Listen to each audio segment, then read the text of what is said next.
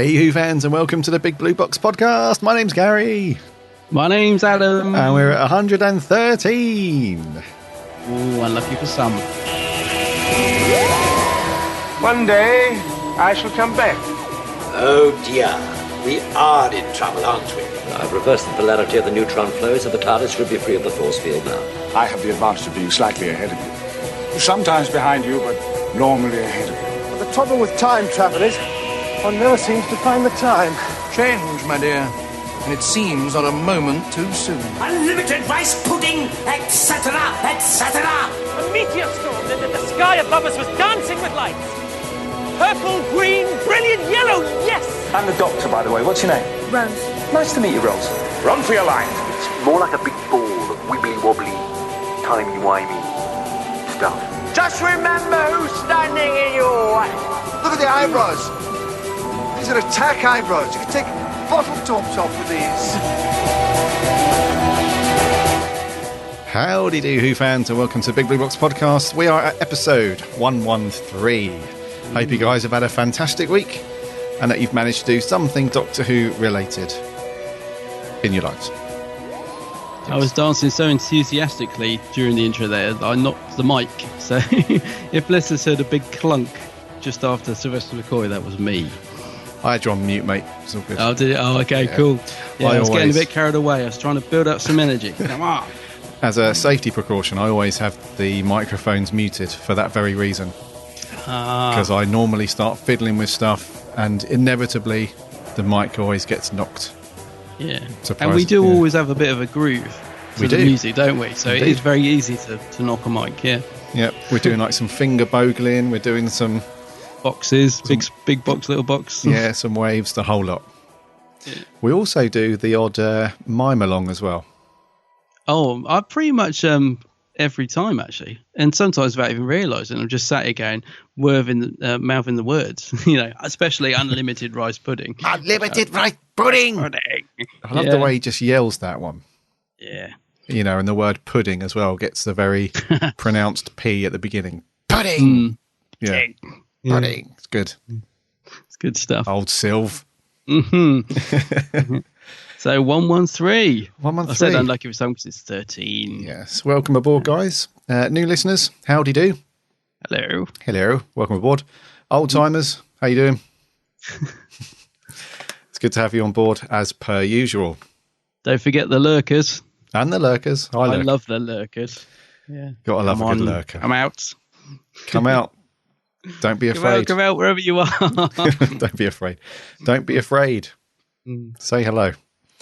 Hope you've had a good week, buddy. What have you been up to? Anything cool?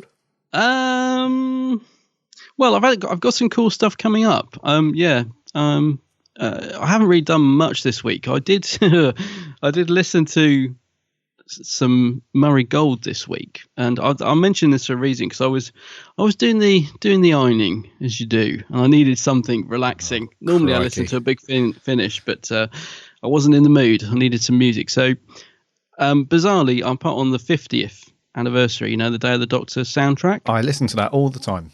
Yeah, well, I haven't listened to it for a while actually, so I thought, I'll give that a blast, and I was really enjoying it. Mm-hmm. I was thinking this is good stuff. Murray's on top form, but it got me thinking. I was thinking, is Murray Gold doing the music for Series 10? For Series, what's the one where Chibnall's taken? 11. 11. Mm-hmm. 11. So, we're assuming he's doing Series 10, are we? I would think so. Probably, yeah. Because I was just wondering, as much as we love Murray's music, and I do, I think his music is fantastic. But I was thinking, with a new showrunner, possibly a new Doctor, do we need some new music? Because Murray's great, mm-hmm. but listening to that soundtrack did make me think a lot of the tunes are just variations. So I'm starting to get to know this sort of his style and his themes very, very well at this point. So I'm thinking, would it be good, as much as I love Murray, would it be good to try somebody new on the show to give it a fresh feel? So I was very torn on that because, as I said, I love Murray's music, but part of me feels, a bit like, as I absolutely love Dudley Simpson in the classic series. I think his music is just fantastic. But it's always nice when you get like the odd episode like Terror Zygons where somebody else has done a score, because it gives it a different feel. So yeah, I just wonder if maybe not get rid of him completely, but maybe if he just did a couple and got somebody else to do some, I don't know, would it give it a, what do you reckon? Would you, or are you Murray all the way? You mean a bit like the Moth, just turf him out into the street once Series 10's done? Go on, get out. Out with a lot of you. You think we need a change up, mate? Because he has had a long old stint now, hasn't he? Well, the music's such a big part of it, and it does create a lot of the atmosphere. And I was just sort of thinking, the show does need freshening up. I was just thinking, would part of that be good if it was the music that was, different? Well, here's the thing. Yeah. Here's the thing for me. When I went to, I've got two views on this, mate, coming from two different areas. The first one is just watching the shows themselves and listening to the soundtrack. I feel like all the music from pre-Matt Smith is better. Because I think the themes are a lot more distinct. Like if you think about Rose's theme versus Donna's theme, very, very different in their style. They sound very different. And then we have like real iconic themes like... I think it's called Veil Datum, the 10th Doctor's regeneration music, very, big. And then we've got really fun themes like Wilf's theme. And, so I think that they're a lot more, I much prefer that era in terms of Murray Gold. I think the newer stuff with Matt Smith, with the exception of Matt Smith's theme, which I think is called I Am the Doctor, which gets used for everything.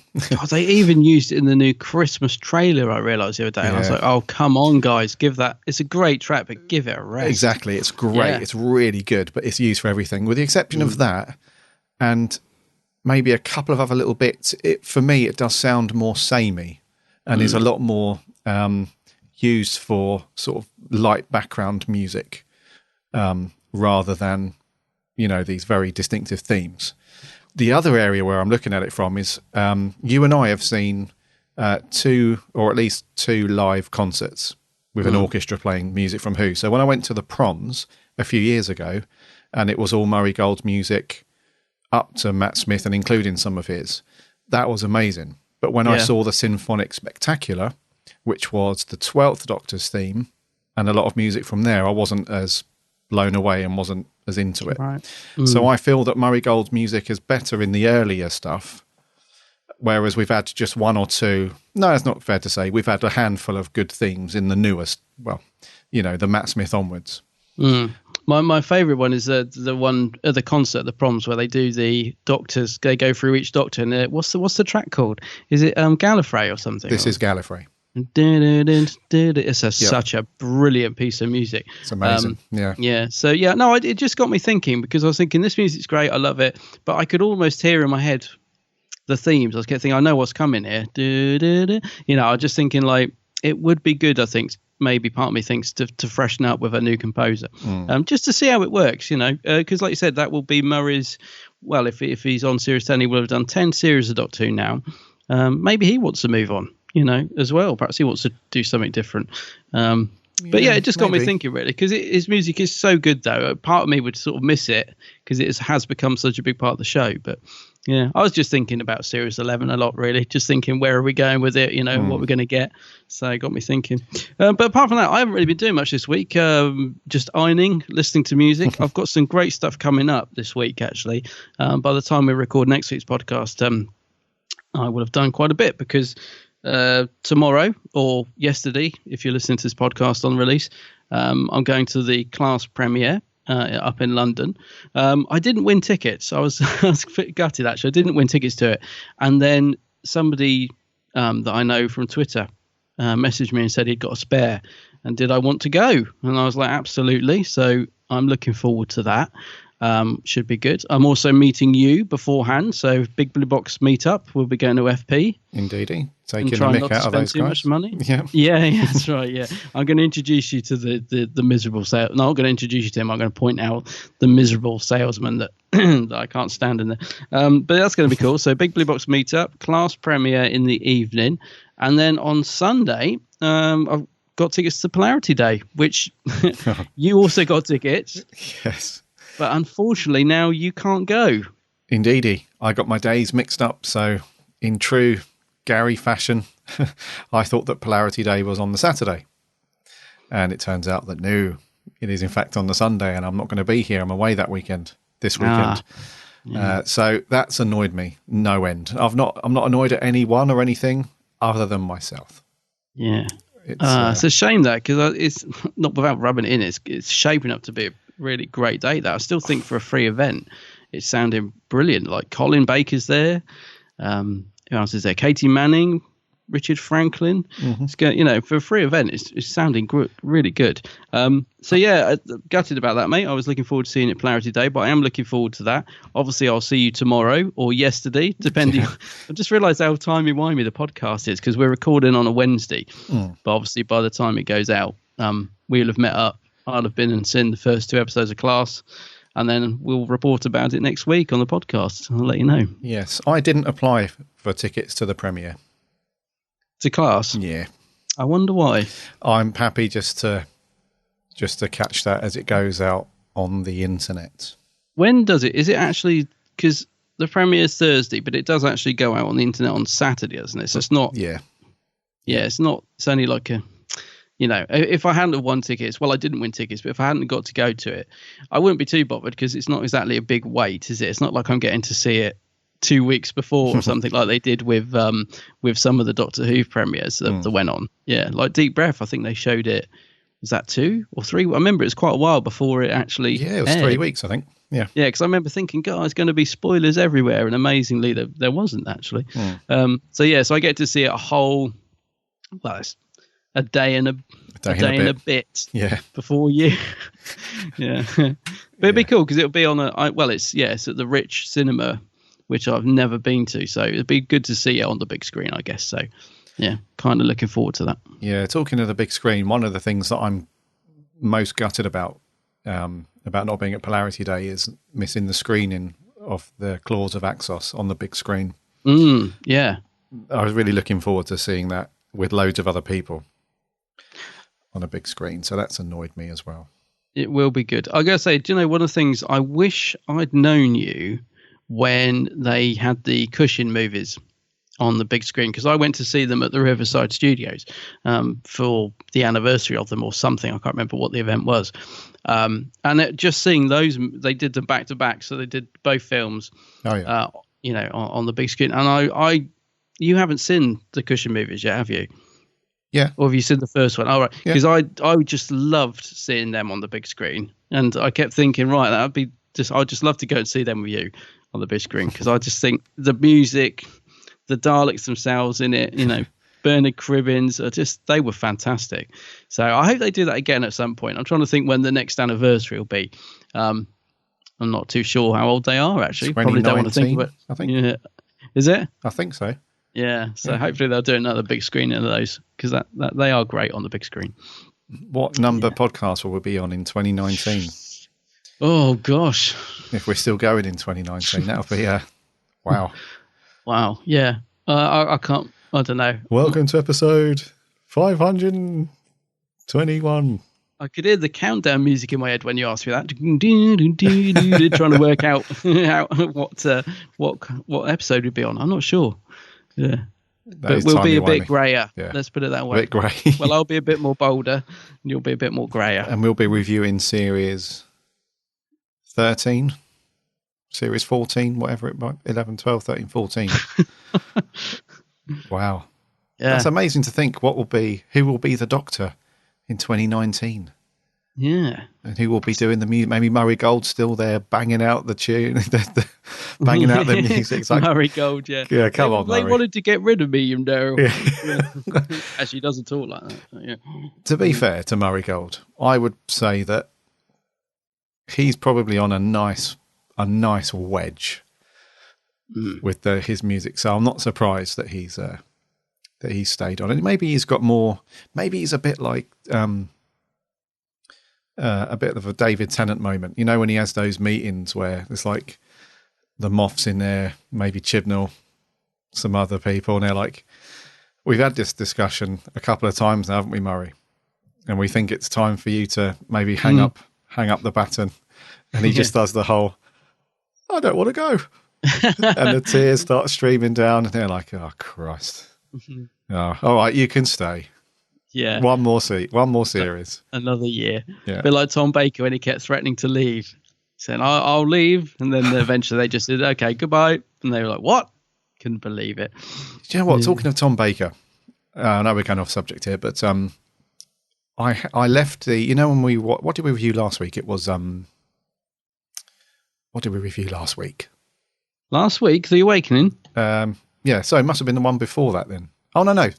It wasn't our review episode. I was watching some Classic Who the other day. I was watching Logopolis and Castrovalva. Oh, yes. And I watched Logopolis. It was an evening. Careful, we haven't reviewed them.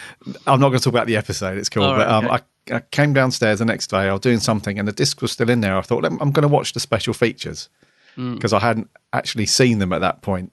Because I normally watch the special features when I first get them. But I hadn't watched the Logopolis one. So I stuck them on, and there's that great documentary about Tom leaving the show. It's brilliant, yeah. And there was a guy at my work who was saying that he knew somebody who had written some Doctor Who books, like his next door neighbour or his neighbour but one, is one of the authors for some of the Doctor Who books. I think her name was Una McCormack. Oh yeah, right. Yeah. I think her name was. And she was saying that some of her author friends and stuff like that. That she knows a couple of people at Big Finish, and she knows some people at the Beeb. And when she was round at dinners around her friend's house, their next door neighbour was Tom Baker, and they were talking. Oh my! And they were talking about, do you ever speak to him? And they're like, yeah, we normally speak to him, and we say hello and stuff. But yeah, he's just a bit of a. And I'm going to have to beep that word out. They basically said he's a bit of a beep. What, now or back then? Now. Yeah. And and I thought to myself, and when I heard that, I immediately my mind got drawn to that documentary that I watched in the special features, where he admitted, he actually admits that he was extremely difficult to work with. He wasn't that nice a lot of the time. Oh, yeah. I mean, I'm thinking of the bit when he's doing the regeneration scene and the director's saying to him, Tom, could you beckon the watcher? And he goes mad, doesn't he? Yeah. Beckon? I'm not beckoning anything. He's like really going, he's very cranky on those scenes. Oh, no, that's shattered my illusion of Tom, because I thought he had really mellowed out in his old age, because I've been lucky enough to meet Tom quite a few times over the years, bearing in mind, my age and how long I've been a Doctor Who fan. I've met him a few times over the years. And, my first sort of meeting with Tom, I wouldn't say he seemed quite, he was friendly, but he didn't sort of leave an amazing impression on me. Whereas the last couple of times I've met Tom, and the first time would have been way back when. So, perhaps he wasn't that into Doctor Who. He's come back into it a bit more now. But the last few times I met Tom, I've really enjoyed meeting him, and he seems so much more relaxed and so much more chatty and just at ease. Yeah. So I kind of, I don't know, I'm kind of a bit torn now you said that. Yeah, I mean, it hasn't shattered my illusion that, he's a lovely guy now, because like you, I've met him a couple of times now, and he's always been lovely. He's always been really nice, not got that vibe from him at all that he's, he's just been really nice. But you never know, at conventions where you have to be smiley and nice. I'm not sure. I'm pretty sure he's not like that, but who knows? It was just interesting to hear something sort of second or third hand, if you like. So, but that documentary, it was absolutely crystal clear, wasn't it? That the script editor and a couple of the directors as well were just so desperate to get rid of him because he was so difficult to work with.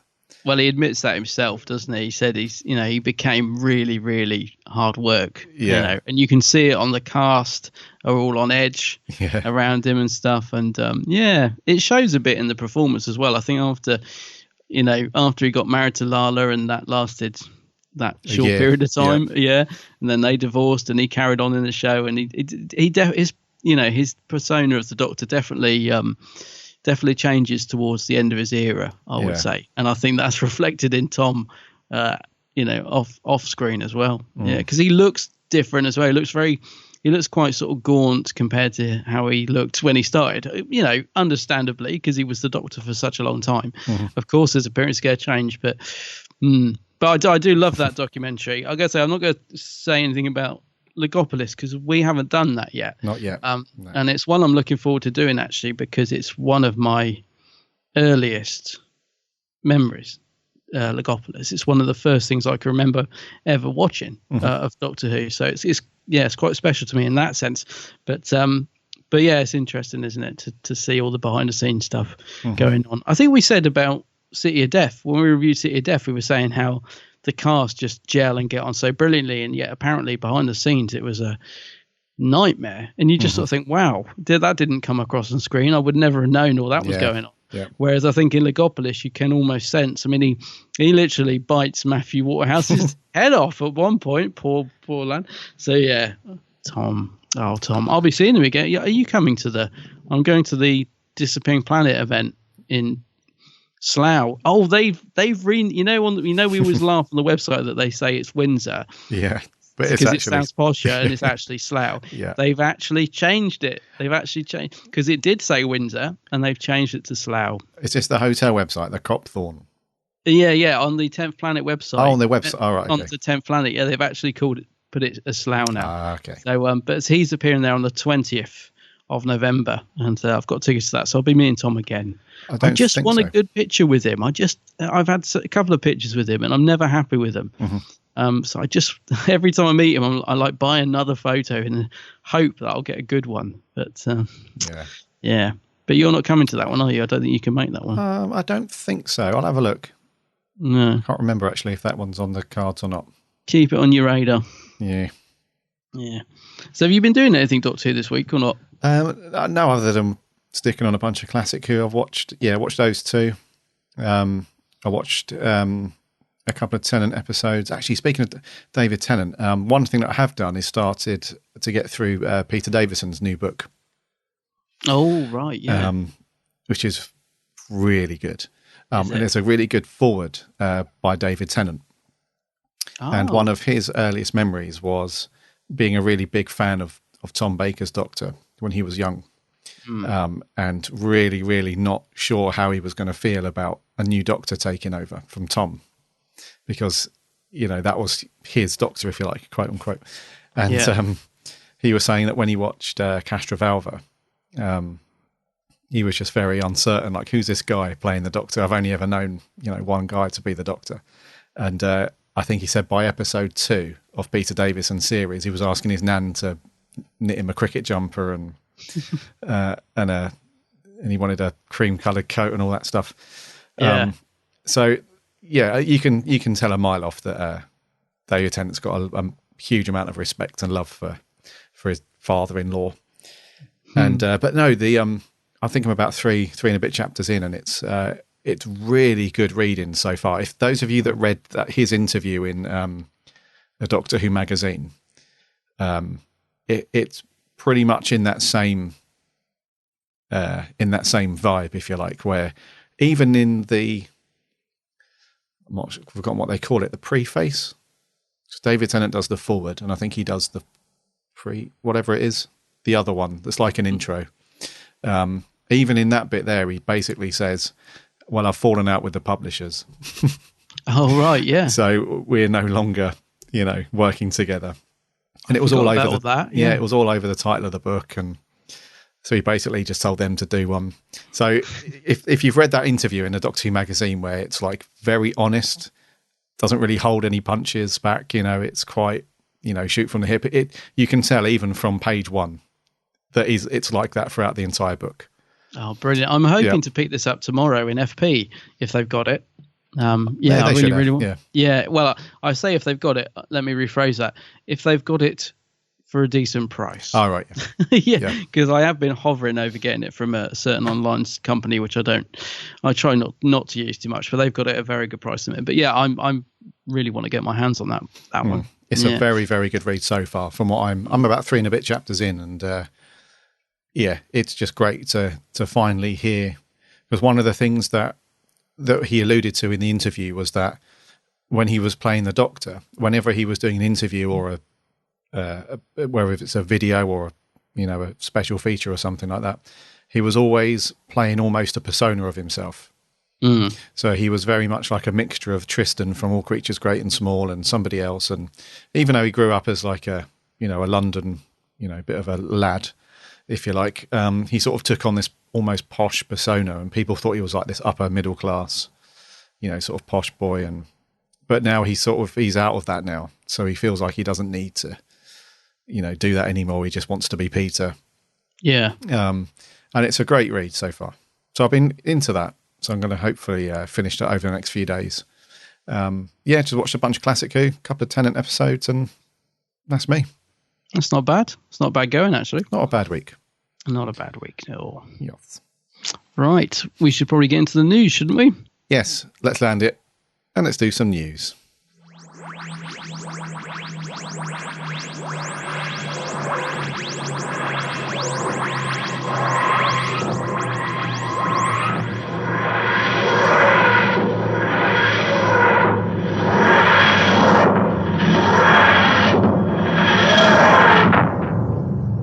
There's a new classic story coming out soon.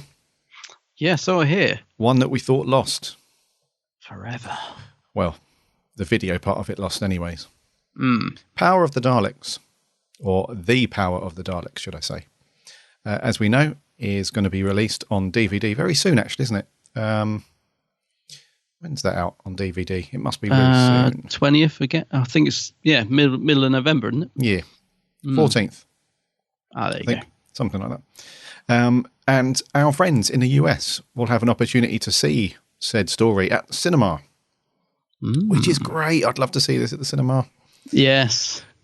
So there's a company over in the US called Fathom Events, and we've heard this name pop up quite a bit because over the years, whenever there's been quite a big screening or a premiere or something like that, like a series opener or something, these guys normally team up with BBC Worldwide or BBC America, whoever it is, and they do a cinema screening, which is really good. So on the 14th of November, which is a few days, actually, yeah, so it will go out on TV on the 19th of November over in the US. So a few days before, on the 14th, you'll be able to see it in the cinema, and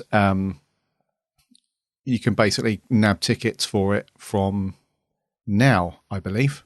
If you jump over to the Fathom Events website, you can nab tickets there. I think there are tickets available. If memory serves, I had a quick look at the website earlier. I'm sure there were tickets available still. But it's one of those things where you normally get some cosplayers turn up, and they've got some. They normally have like little goodie bags or something there as well. They do it pretty well, from what I understand. Can you imagine loads of Patrick Troughton cosplayers there? That'd be amazing. It is great. It was good to hear that Doctor Who's in the cinemas. It means that they're really sort of putting their weight behind this release, which is, I think, it's a great release. Obviously, I'd love it if it was at the cinemas here. I don't know how well it would do compared to the US, because I'm guessing it's mainly hardcore fans that are going to go for this. But I'll tell you what, I would love to see over here is it being shown on the TV like they're doing in the States. I would love to see this have a TV airing in the UK, wouldn't you? Maybe, obviously after they've released the DVD, because they've got to get the DVD sales in and stuff. But, imagine sort of maybe over Christmas or something having this on. It'd be fantastic. Oh, that would be so good. Would be brilliant. It'd be really good. Maybe they'll do that. But imagine this on sort of Boxing Day, or, because kids would sort of be, able to watch it then, and they might not necessarily, if you know what I mean, go and buy the DVD. But if they saw this on the TV, they might be, might get them back into it, into the classics. I think it'd be brilliant. It would be, yeah. And as a little extra nugget of coolness, there's going to be a couple of special features shown after the stories have gone, after they've been shown. So I think they're just going to have a bunch of interviews with the original cast members. They must be pretty old now. Well, yeah. Who have we got? Well, it's probably, who's going to be there at the premiere? I'm trying to think now. It's Annika Wills, isn't it? Must be. I was going to say Zoe, but it's not Zoe, is it? It's Annika Wills, and it'll be. I think Fraser Hines might be doing it, although he's not in the episode. But obviously, he's so connected to Pat Troughton. I think he might be there as well. So yeah, sounds good. Looking forward to seeing what we actually get in terms of extras on the DVD. I'm assuming there'll be something. I'm assuming there'll be a feature on doing the animated stuff, bringing it to life via animation, and because it does look fantastic. Of all the stuff that's coming up, so the Christmas special and Class and stuff, I'm probably most excited about this, if I'm being honest. Do you know that a very minor niggle, but do you know what? I wish it was being released on Blu-ray, just because I feel Blu-ray is, the sort of latest format, if you know what I mean. So it does annoy me that the BBC, some of the things they do release on Blu-ray, and I'm trying to think now. There was something the other day I saw released, and I can't remember what it was, but it was something awful. And I remember thinking, so that's on Blu-ray, but Adventure in Space and Time is, you can only get as part of a set that was deleted. And do you know what I mean? Their sort of choices for Blu-ray to baffle me sometimes. And I wish I could remember what it was, because it would make more sense. Let's just say it was something like, Postman Pat or something. It was just something I just was like, you're joking me. That's on Blu-ray and this isn't. So maybe they will release it on Blu-ray, but for now, I suppose DVD will do. It's a 6-parter, so we got the layer transition and all that for us techno. Yeah. Photo. I would say that it would come to Blu-ray at some point. Surely. Because the animation was done fairly recent, so it would be in HD for sure. But so the DVD, incidentally, if you want to pre-order that, is out on the 21st of November. And yes, although we're not getting it in HD, we're not getting it on Blu-ray, it does still look really good. It does. Yeah, I'm very excited to see it. Same as you. Yeah. So, US fans, if you want to go and see it at the cinema, head over to fathomevents.com, do a search on there for Power of the Daleks or Doctor Who, and nab your tickets. It'll be good. Excellent. Okay. In other news, Class, we were talking about earlier, the BBC, where, this is a bit like buses, isn't it, Gary? We get one promo image that we have to last for months with, and then all of a sudden we get 1 billion of them because they've just released a load more pictures from it, which is good. I'm glad to see they're finally ramping up a bit of publicity for the show, and some of these promo pictures look good. Some of them look exactly what I expected them to look like kids sat in a classroom. It's not on the pictures we're looking at now, but they did release I don't think you were so impressed with it, actually, but I posted a picture yesterday of this thing. I can't remember what it's called, because I thought it was the Pyroville, but it's not. This like rock creature with fire coming out of it and stuff, which I thought looked really good. I was like, that's the one. Yep. Yeah, I thought it was really cool, but you weren't as impressed, I don't think. We're not No, and I'll tell you why, just to get this bit of negativity out of the way. It just looks identical to what you'd see in one of the Marvel Universe movies. Right. Remember, my main gripe about Class was that it just seems too generic, and it seems like a bunch of stuff that we've all seen already. Yeah. This monster it reminds me a lot of, if you guys have seen the second Thor movie. Yeah. One of the guys, actually Chris Eccleston, in actuality plays the bad guy in that second Thor movie. Oh, wow. Yeah, I forgot about that. This guy looks exactly like a mixture of that versus the ice creatures things in the first Thor movie. For whatever. So it doesn't look original. It doesn't look like this is... Anyway, that's it. Carry on, mate. Cool, cool. Well, I quite like him. What's he called again? He's called Coricanus. Coricanus, yeah. I quite like the look of him. Any of these other promo pictures grabbing you? No. Obviously, Capaldi's in a few. No, Capaldi's in a few. There's a bit of kissing going on, and it looks like we're at a prom or something. Right. Some other pictures. So, but there is quite a lot, isn't there? I mean, I'm sure our listeners have seen these by now. But if you haven't, just pop over to DoctorWhoNews.net and you can see there's about 40 or 50 pictures. Yeah. Here's my other gripe. which I mentioned on last week's show as well. And a couple of people have mentioned it on Twitter, actually. Our good buddy Martin Bad Wilf put out a tweet a couple of days ago to say his only apprehension about Class was that all of the people in high school look like they're about 26.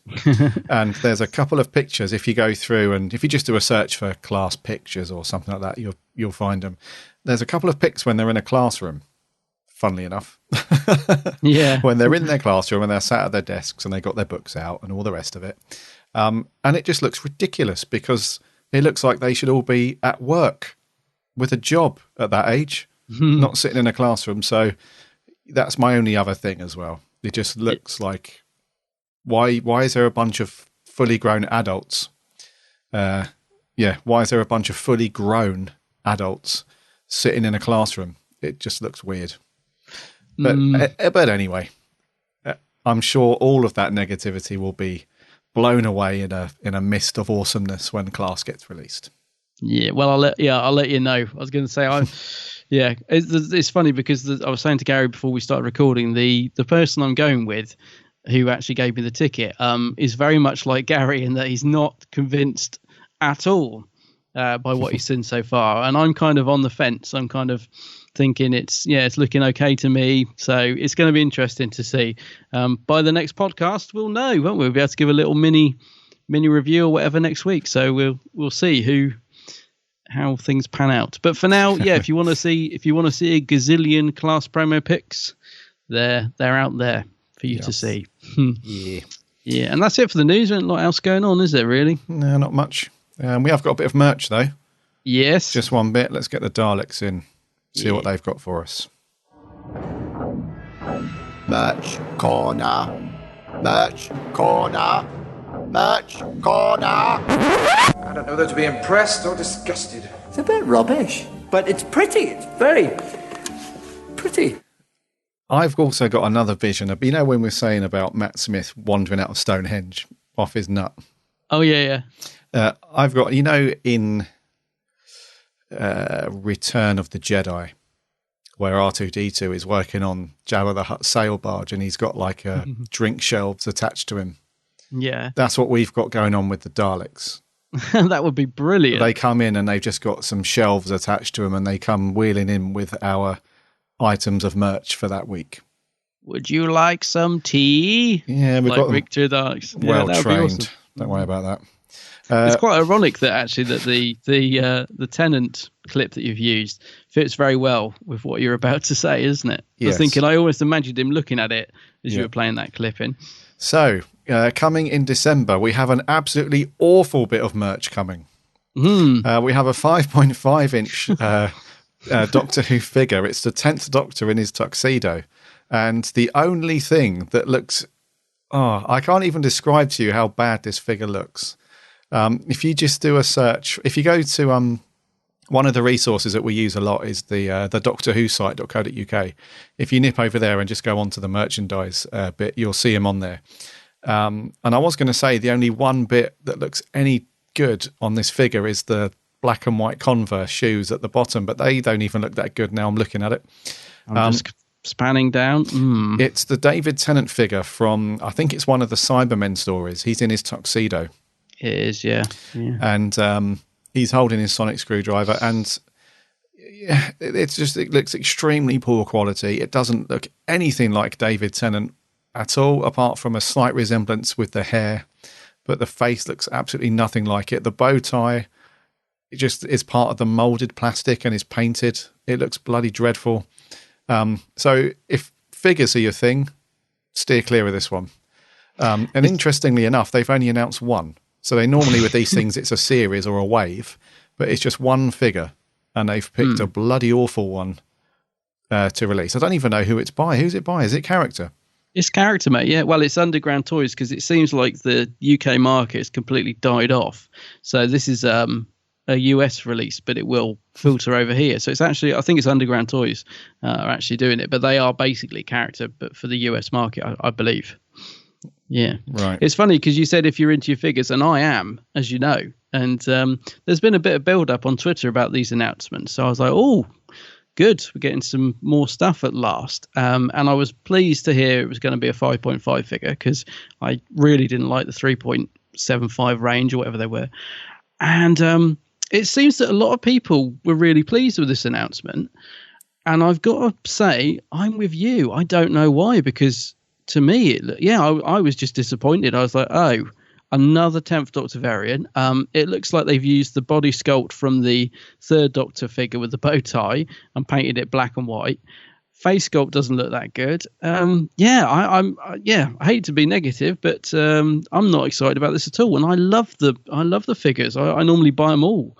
But I can't really find much enthusiasm for this. But seems we're in the minority, mate, though, because looking at the comments, loads of people are like, I wanted this figure for ages. It's really good, blah, blah, blah. So, great that there's people out there that want it, because I want more Doctor Who figures. And so this one needs to sell to get more release. But it's not doing it for me either, I have to be honest. Unless this is like an early prototype and the actual figure might look okay. I'm not sure. But at the moment, I probably would, if someone said to you, here you go, you can have this for free, I'd probably just give it back to you. Yeah, it's not, to be honest, it's not so much the look, because I'm sure in hand it'll hopefully look better. It's more the fact it's just another blimmin' 10th Doctor variant. I'd like to see some new figures. Do you know what I mean? I'd like to see something for the new series. Like that would be something to get excited about. Well, I was trying to think of something actually. I was trying to think, the moon. What's the thing called in Time Heist? For the big eyes. It's obviously a bit, even that's old hat now, but I always thought that he'd make a great figure. He would. What's he called? The thing in the chain to the red spacesuit. We're so bad with names, aren't we? We are terrible. Listeners will know what I'm talking about.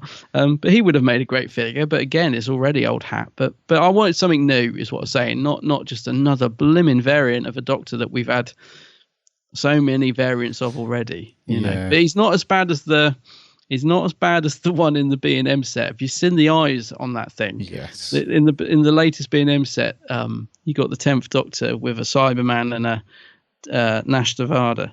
And the face on that makes this one look like Madame Tussauds.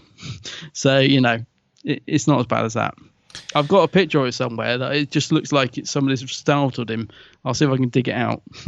That alien in Time Heist, I think they just refer to it as the Teller. Oh, it's the Teller. Yeah. The Teller. But what other figures could we do? Think about, perhaps something from the actual new series. Maybe what have we had in Series 9 to make a good figure? They had not a Shielder. We don't want a Shielder. No, we had the Skovox Blitzer, didn't we? Well, they did they've done him, and actually that was fairly decent considering the size of it. Yeah, that would have been a really cool one to have at a slightly larger size, a bit more detail. Yeah. So, what are you talking about, Series 9?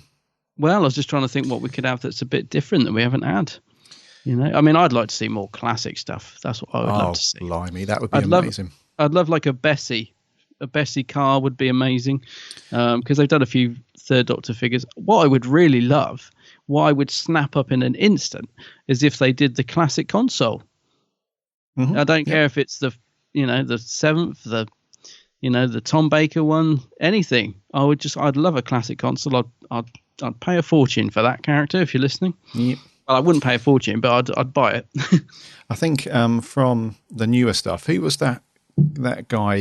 His character turned out to be a bit of a wasted opportunity, but who's the big scary dude was it Under the Lake Before the Flood? What was the big monster thing? Oh, the Fisher King. That's it, yeah. Yeah, he'd be good. He'd be pretty good. He'd be good. Capaldi from that episode, they could, that's a variant I wouldn't mind. The ghost Doctor floating down. They could easily do that. Just, darken his eyes up a bit. That'd be quite cool. There weren't many. I liked the things in The Girl Who Died, but they were rubbish in the episode. But I liked the look of them. Those big, bulky things that were in that. Can't remember what they were called either. It shows how good the episodes were. I can't remember any of the names of them. Who was the creepy monster thing that floated around after the Doctor in Heaven Sent? Who was that? Oh, creepy? The Veil? Was it the Veil? Could be the Veil. The thing in the hood that just was constantly after him. That'd be an easy one to do. That'd be cool. What about the thing that attacks Mel in the swimming pool in Paradise Towers? Oh, the yellow robot thing. Be good, wouldn't it? Imagine that. Wow. Or a Tet Trap. I'd love it. I mean, I've got a Dapol Tet Trap, but let's have a new one. That'd be good. Yeah. Missed opportunities. Endless missed opportunities. But we'll see. I think they're announcing some more stuff. I know they've just announced the 10th Doctor console, which came out here in the UK ages ago, but apparently never got a US release. And that just got announced yesterday. And the poor guys at Underground Toys that did the Twitter, they just got bombarded with so much negativity. In fact, the website that you just mentioned, that's brilliant, by the way. What's it called? The merchandise one, Doctor Who. The Doctor Who site.co.uk. Fantastic website, keeping up. They actually removed it from their website because of all that people were starting having arguments and calling each other names. And I was thinking, really, over an announcement? I mean, just because they were so disappointed. They were like, we've already had this. And then people were like, yeah, but it's for the US market. It's not for you. Why is it only for the US market? And it was all kicking off. And yeah, so not a lot of happy fans out there at the minute, fortunately. Yeah, so we'll see. I think there is more announcements to come. So who knows what we might get. Yes, indeed. So our wallets are safe for now. Look at it that way. Yeah, based on the quality of that one. Yeah, very safe. Very safe. So that's merch. We're going to move on to our review story. So, Adam, what is it this week? I'm just frying a nice egg up as we getting some breakfast on the go. No, it's this week. It's the 12th Doctor story, Kill the Moon. I think we found your alien. Back with the door. A door. Here. The door's locked. Come on. There's no power to work it. Doctor. Stay still. It's sensing movement. It can't see you. Fast movement. There must be another exit through there. Slowly.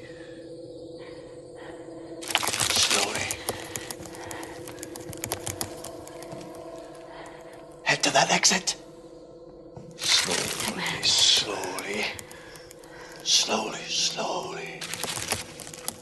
Gently. When I say run. Who made you the boss? Well, you say run then. Kill the Moon. Kill the Moon. That's quite an adventurous title. It is. For a story. So this was out in October, the 4th of October. It originally went out in 2014. Wow. As part of Series 8. It was written by Peter Harness and directed by Paul Wilmshurst. Overseen by the Mothball. As usual. And it's a story is pretty much this. The Doctor and Clara and Courtney, that's it, arrive on the moon in the year 2049. And there's a problem with the moon, which takes the Doctor a while to figure out. So they bump into some astronauts, if you can call them that, who land on the moon to detonate a load of nuclear bombs because the moon is changing its mass, which causes really bad stuff to happen on Earth. So there's like big tidal waves and bad stuff's happening. So their answer is to blow it out of the sky with some nuclear bombs. But the Doctor and Clara run into a bit of a moral dilemma, which the Doctor very swiftly scarpers off to leave that moral dilemma with Clara, one of the astronauts, and Courtney. Saves them at the last minute. Turns out that the moon is an egg. The creature hatches, lays another egg. The moon's back where it was. Let's move on to scores. Right, what do you think on this one from Series 8, Adam? Wow. I actually enjoyed this when it was first shown, and I didn't understand the hate for it at all. I thought, well, that's good. It's quite a good episode. Yes, there's a couple of major issues with it. which we'll get into. But I thought, it's not that bad. Rewatched it yesterday. Still quite enjoyed it, actually. Okay. Actually quite like this episode. But as I said, there are a couple of major things with the story which just ruin it, basically. So I find it an enjoyable watch if I don't think too hard about it. Yeah. But yeah, there's a couple of things in there which I'm sure you know what they are, but we'll talk about, which just are ridiculous. Right. And it's a shame, actually. But one thing that I think really, really makes this episode good, without jumping the gun, is Peter Capaldi. Just is phenomenal in this episode. Yeah. And that's why I enjoy watching it. But as for the story itself, on a rewatch, it really does have a lot of issues. So, yeah, a real mixed bag, I suppose, really. So enjoyable to watch, but when you analyse it, it's got problems. Yeah. Mm-hmm. So that's why I think of it. What about you? Mm-hmm. Yes, I thought that while it's not a great episode, I didn't think that it was that bad that it deserved the buckets full of hatred towards it. Because it is a fairly good watch, especially the first 2/3 of it. Yes, or the first absolutely. Half. It's very good, and like you say, Capaldi is just brilliant as the Doctor in this one. Yeah. The main thing that lets it down for me is once again the Moff has turned it into a Clara story. Mm-hmm. That was the main thing that because I'd forgotten about it because I hadn't seen it in so long. I watched it this morning, in fact, before we started recording. And I had forgotten that I think it's about 2/3 of the way through. It's not a story of two halves. It's a story of 2/3 and a third. Because what happens is it's all about the Doctor trying to figure out what's going on, and he's got that really great kind of classic Doctorness about him in this one, where he's very short with people, quite grumpy, he's a bit Hartnell-ish, and we've got that good sort of detective side of things as well, where he's trying to figure out. It all starts with the gravity on the moon, with the yo-yo, and he's trying to figure out what's going on. And then we have all that, and then the attack with the little spidery bacteria things and all that stuff. And then 2/3 of the way through, he just disappears. And then, surprise, surprise, thank you, Mr. Moffat, it's all about Clara for the last third of the episode. Like, literally all about Clara. Yep. So when I got to that point, the bit in my brain just sort of clicked on. It was like, oh, yes. Now I remember why I didn't like it as much when I originally saw it, because it's all about Clara. Yeah. So it's great up to that point. Well, I wouldn't say great, sorry. It's fairly good up to that point, and then it just takes a nosedive and just crashes and burns and is just terrible. The last third, the final act of the story, is just absolutely shocking. Yeah, I must admit I agree with a lot of that, mate, because I was really, like you, I haven't watched this one for a long time, but I was really pulled into the story for, like you said, the first sort of half of it or whatever. I was sat there thinking, this is quite good. Why does this get so much hate? And yeah, it does flip. I think, like you said, as soon as the Doctor leaves, and the actual resolution of the egg. I mean, the egg thing is just my biggest problem with it. You know, the fact that the moon is an egg with this thing living inside it that hatches and then lays another egg in exactly the same place is absolutely ridiculous. And it completely ruins what I thought was shaping up to be quite a good episode. There's some good suspense going on in it with the spiders. I hate spiders. So for me, I find this one quite creepy for that first half. I'm actually sat there going, oh my God, because it's creeping around, and there's some really good. I think they held back on the horror actually, because there's some really quick shots of it with its fangs, and you know, I think they could have really let rip actually with some of the horror in this.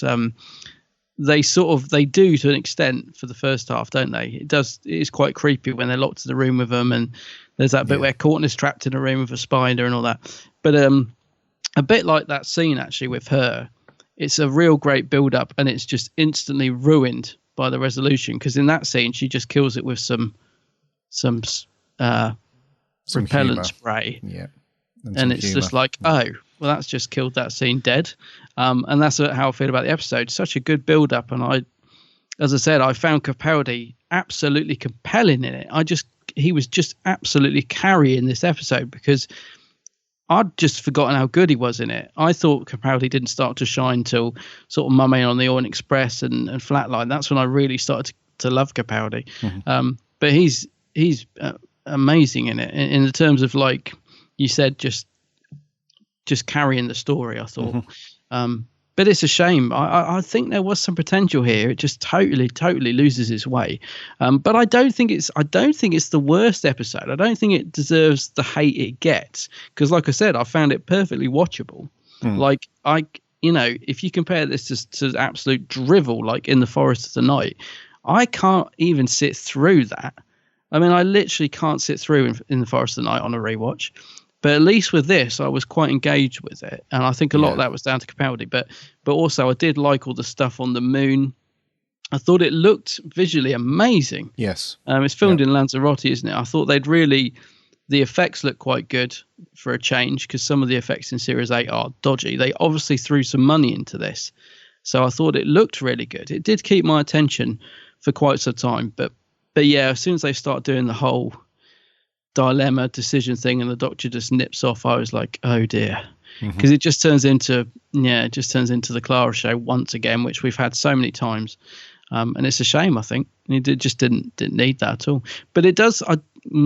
Again, I don't want to jump the gun. It does lead up to a very, very good scene between the Doctor and Clara at the end, which again got totally thrown away the next episode. But obviously we'll come on to that later on. But yeah, but it did keep me enthralled. I have to say, I did find it.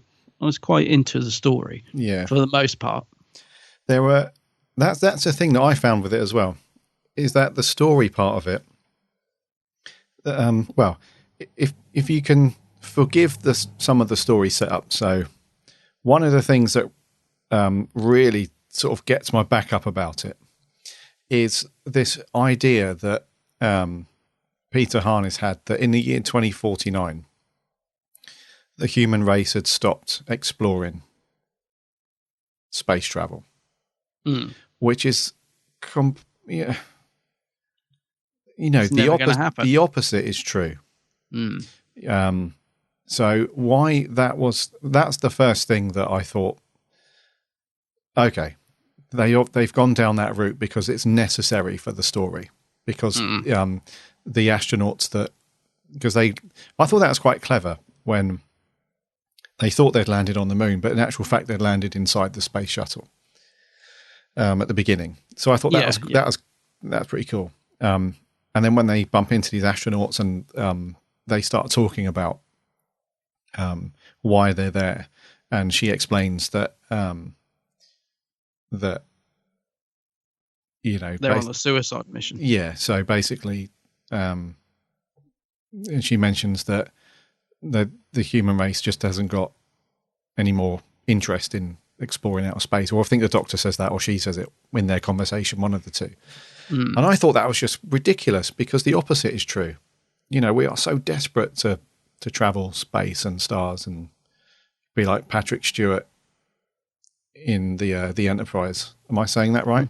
Yeah. In the Enterprise. Picard in the Enterprise. So yeah, I that bit really just sort of, I was like, no. Why would you think that?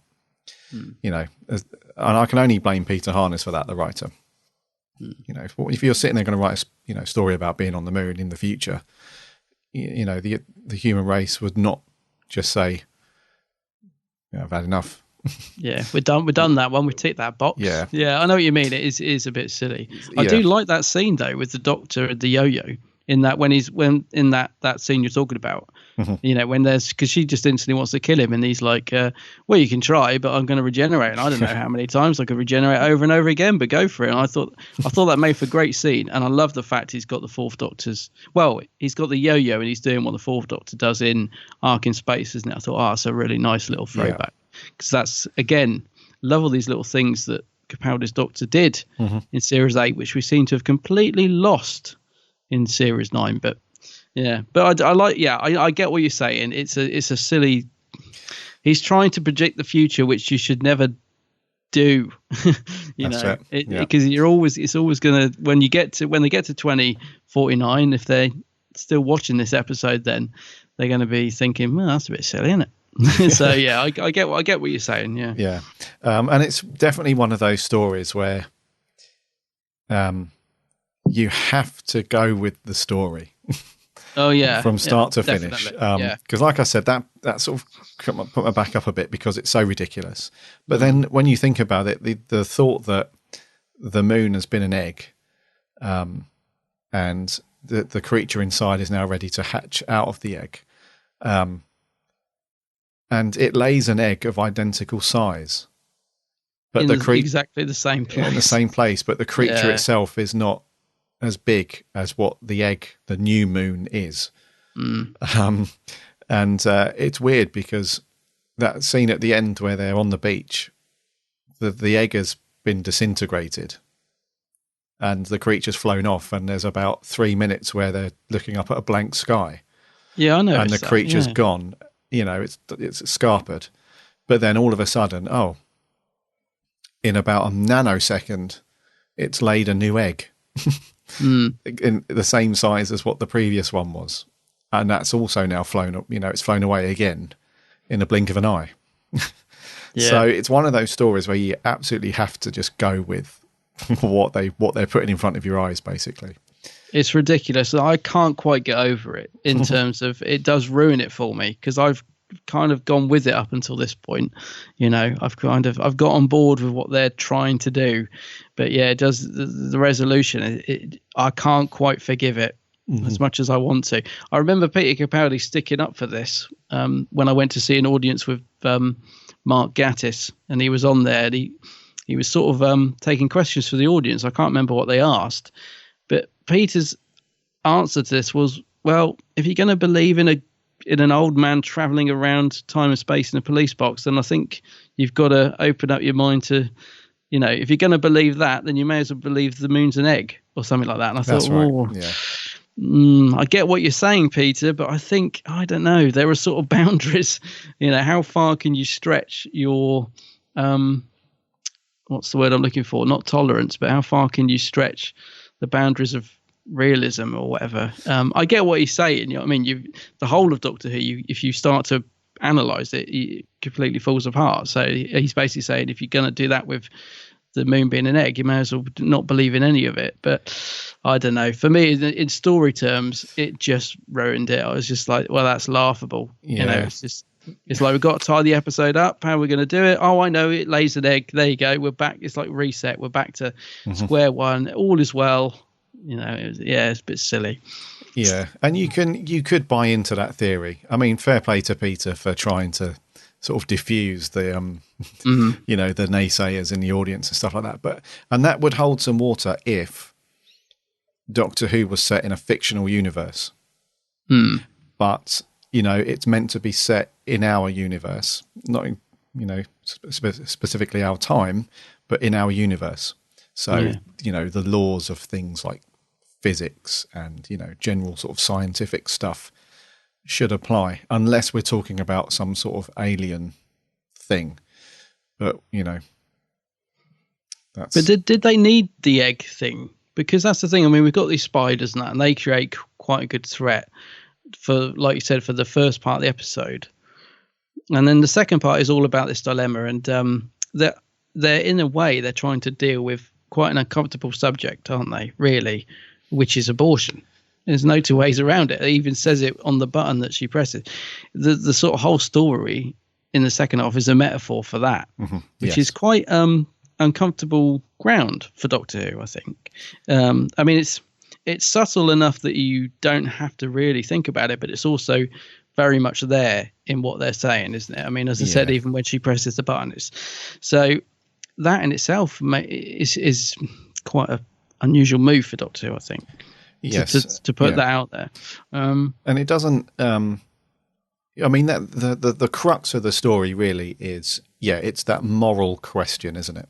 Whether it's right to terminate a life before it's had the opportunity to live. As you say, it boils down to, is abortion right or wrong? Yeah, that's clearly what was in the writer's mind when he wrote that. Yeah, and it boils down to trying to ask that question, but on a larger scale, literally. So it's asking the whole population of the planet: do we kill it or do we let it live? You know, so keep your lights on. If it's my goodness, you've just reminded me of the other part that really, really does not sit well with me. So that whole idea, like we all go to bed at the same time, and you know that is ludicrous. That she asked the whole, you know, leave your light on if you agree, turn it off if you don't, and that just does not work at all. Well, let's leave that bit just for a few minutes, because it's at that point where the story had taken a bit of a nosedive. So let's talk about some stuff leading up to that point that is actually very good. So the spider creatures, which are not actually spiders, are they? They're bacteria that, because within the moon, it's a living organism. And so, you know, to accompany that, there are going to be germs that evolve into bacterial life forms and all that stuff. And they just happen to have this form that look like spiders. Yes. Now, I thought these were great. I thought these were one of the best parts of the story. Yeah. Because the effects were brilliant for these. They looked good. And as someone who hates spiders, I don't know about you. What do you like with spiders? I don't mind them. You're a bit more manly, but no, I hate spiders. So for me, they worked a treat. Every time I could, it's the sound effects and everything, and scuttling along, I was like, oh no, thank you. Yeah. So I thought the creature effects for the spiders were great. I thought they looked really good, and like you said, the sound effects when you hear them, you know, scuttling around and all that stuff, really good. And it had another lean towards the Alien films as well. Which we've seen a couple of times with Who, haven't we, over the years, where they've, well, I think it was it one of the Christmas specials where they explicitly state that it's like Alien, you know, with the face hugger things. And was that Last Christmas? Oh, yeah, the face hugger thing. Yeah. So Doctor Who does like a bit of that sort of Alien vibe, and this was very much like that with dark corridors. You can't see up front exactly what it is, you can just hear it, and it's very suspenseful. It's like something's coming, it's going to be great. So it very much had that Alien vibe for some of it, and it was great because there was a little bit of action in there. The suspense was really good, I just loved the effects. Like there's a bit where you see it coming through the corridor, and the camera sort of does this quick zoom on it, and it sort of, you know, rears its sort of front legs up, and you see its mouth open and this sort of bright red light, you know, on its face and stuff. It looks really good. Yeah, it does. Yeah, I'd agree with that. Yeah. But then as the story progresses, we find out that they're just nothing really. You know, they're not of any significance. They're just germs, you know, living, you know, just under the surface because of the big alien inside the egg or the moon. But I did think that they were a great addition. They provided really good suspense for the first half. Yeah, I thought so, yeah, because it's quite claustrophobic, isn't it? Which is good when they're in the base and they're trapped. Yeah, no, I thought the spiders worked really well. I thought, I agree with you. They looked great. The effects were good on them. That's what I was saying. I don't know if we even needed that whole moon is an egg thing. We could have just had the spiders. I don't know. I suppose it makes it good because then it's a bit of a doppelganger. They're not the main enemy sort of thing. But but no, they certainly worked a lot better than the egg for me. Yeah, so I agree with you. They were good. Yeah, and like you said earlier at the beginning, that the story looks fantastic. So the scenes where they've gone outside of the ship and they're walking across the lunar landscape, you know, it just looks so good. It does. Really, really good. And they've got the colour timing perfect as well. It's got that really sort of desaturated, because if you've ever tried to like identify, this is not going to be relevant to you, mate, but if you've ever tried to identify colours at night, everything doesn't look the same. You know, I assume the colour spectrum that's rebounded off the moon, it has been changed than what you see during the daylight and the sunlight. So reds look quite browny, and, you know, blues look, you know, a lot darker. So they've got like the colour, like, it just looks very almost black and white, with the exception of the orange spacesuits. Everything looks almost black and white, and they've got that bang on. It's a beautiful looking episode, actually. It's so what are we, 2 years old now, so it stands up really well. I was actually quite surprised how epic in style it was, because I haven't watched this for so long, so I was just sat there thinking they've really gone to town with this one. It looks brilliant. I don't think there's any, don't think there's any bit in it where it looks a bit dodgy. Like sometimes we get, the planet looks amazing. The sort of effects of the spaceship or rocket, whatever it is, looks good. I suppose the only bit might be a bit laughable was when it falls over the cliff edge, because all I could picture was poor old Courtney sat in the TARDIS, falling, way, here we go. Although sometimes the TARDIS moves and sometimes it doesn't, depending on who's writing the story, I think, in terms of it. Sometimes there's this gravity thing with the TARDIS where, it doesn't move inside and stuff. But no, overall, fantastically made episode in terms of the visuals. Yeah, they've really done a good job. Yeah. Very, very good. So just to finish off on sort of story stuff, so we have this sort of moral dilemma, like we said, about, asking the population to choose, to kill it or to let it live and stuff like that. What did you think about the decision that was made? Because it was fairly unanimous. It wasn't like there was a city there that left its light on or whatever. Literally, the whole planet just went into darkness, as if to say, yes, kill it. Oh yeah, that's probably what we would do if we were given that choice, knowing the human race. To be honest with you, I just can't get my head around that idea. It doesn't work. But I think that the problem is when you write a story like this, they've kind of backed themselves into a corner, haven't they? If you know what I mean. Where can you go with that thing? It's a really hard resolution to write, because you've just, as I said, the writer has just backed himself into a corner. I don't really see any sort of win-win situation with this. So, but no, I don't like that idea of leaving the lights on to say your decision, because it just does not work at all. Yeah. If you think about it in terms of reality, like, the whole world is not awake and asleep at the same time to do that, for a start. And also, it just wouldn't happen. You wouldn't just sit in darkness for a day to make a vote. And also, they don't even know what they're really talking about. I know she does this quick blurb to camera, but are you assuming that everybody at that exact moment has watched that and right, okay, I'm just going to go to the light switch now? And I don't know, the whole idea just doesn't work for me in terms of storytelling, really. It just seems like a quick resolution to move the story on. Yes, it does seem a bit forced, like they have to put it in there because there's no other way of, like you say, they're backed into a corner a little bit, so they have to. But yeah, and I thought that if they'd have done it a bit more, this is going to be very difficult to use this word, but if they'd have done it a bit more realistic, where there was portions of the planet still with the lights on and stuff like that, and it was just like a majority vote. But the fact that you see like the entire world just go into darkness, I find it very unlikely that all the billions of people on the planet would all unanimously at the same time or within a few seconds of each other start. It's just a bit. Yeah, it's a bit silly. It is a bit silly. It's stretching the rounds of reality just a bit too far, I think. Yeah. Yeah, and also, like I said, this is the bit in the story where it's sort of all the sort of the keys, to the mission have all been handed over to Clara at this point, to the doctors. It was quite. He sort of done the off very sharpish, didn't he? When he got to that point where, because a lot of people said at the time that they thought that the doctor sort of ran away because it was all getting too much. Sort of the pressure was getting too much for him, and it was a bit of a cowardly thing to do. But I don't think that was the writer's intent. I think it was literally, as the doctor said, that it wasn't his decision to make.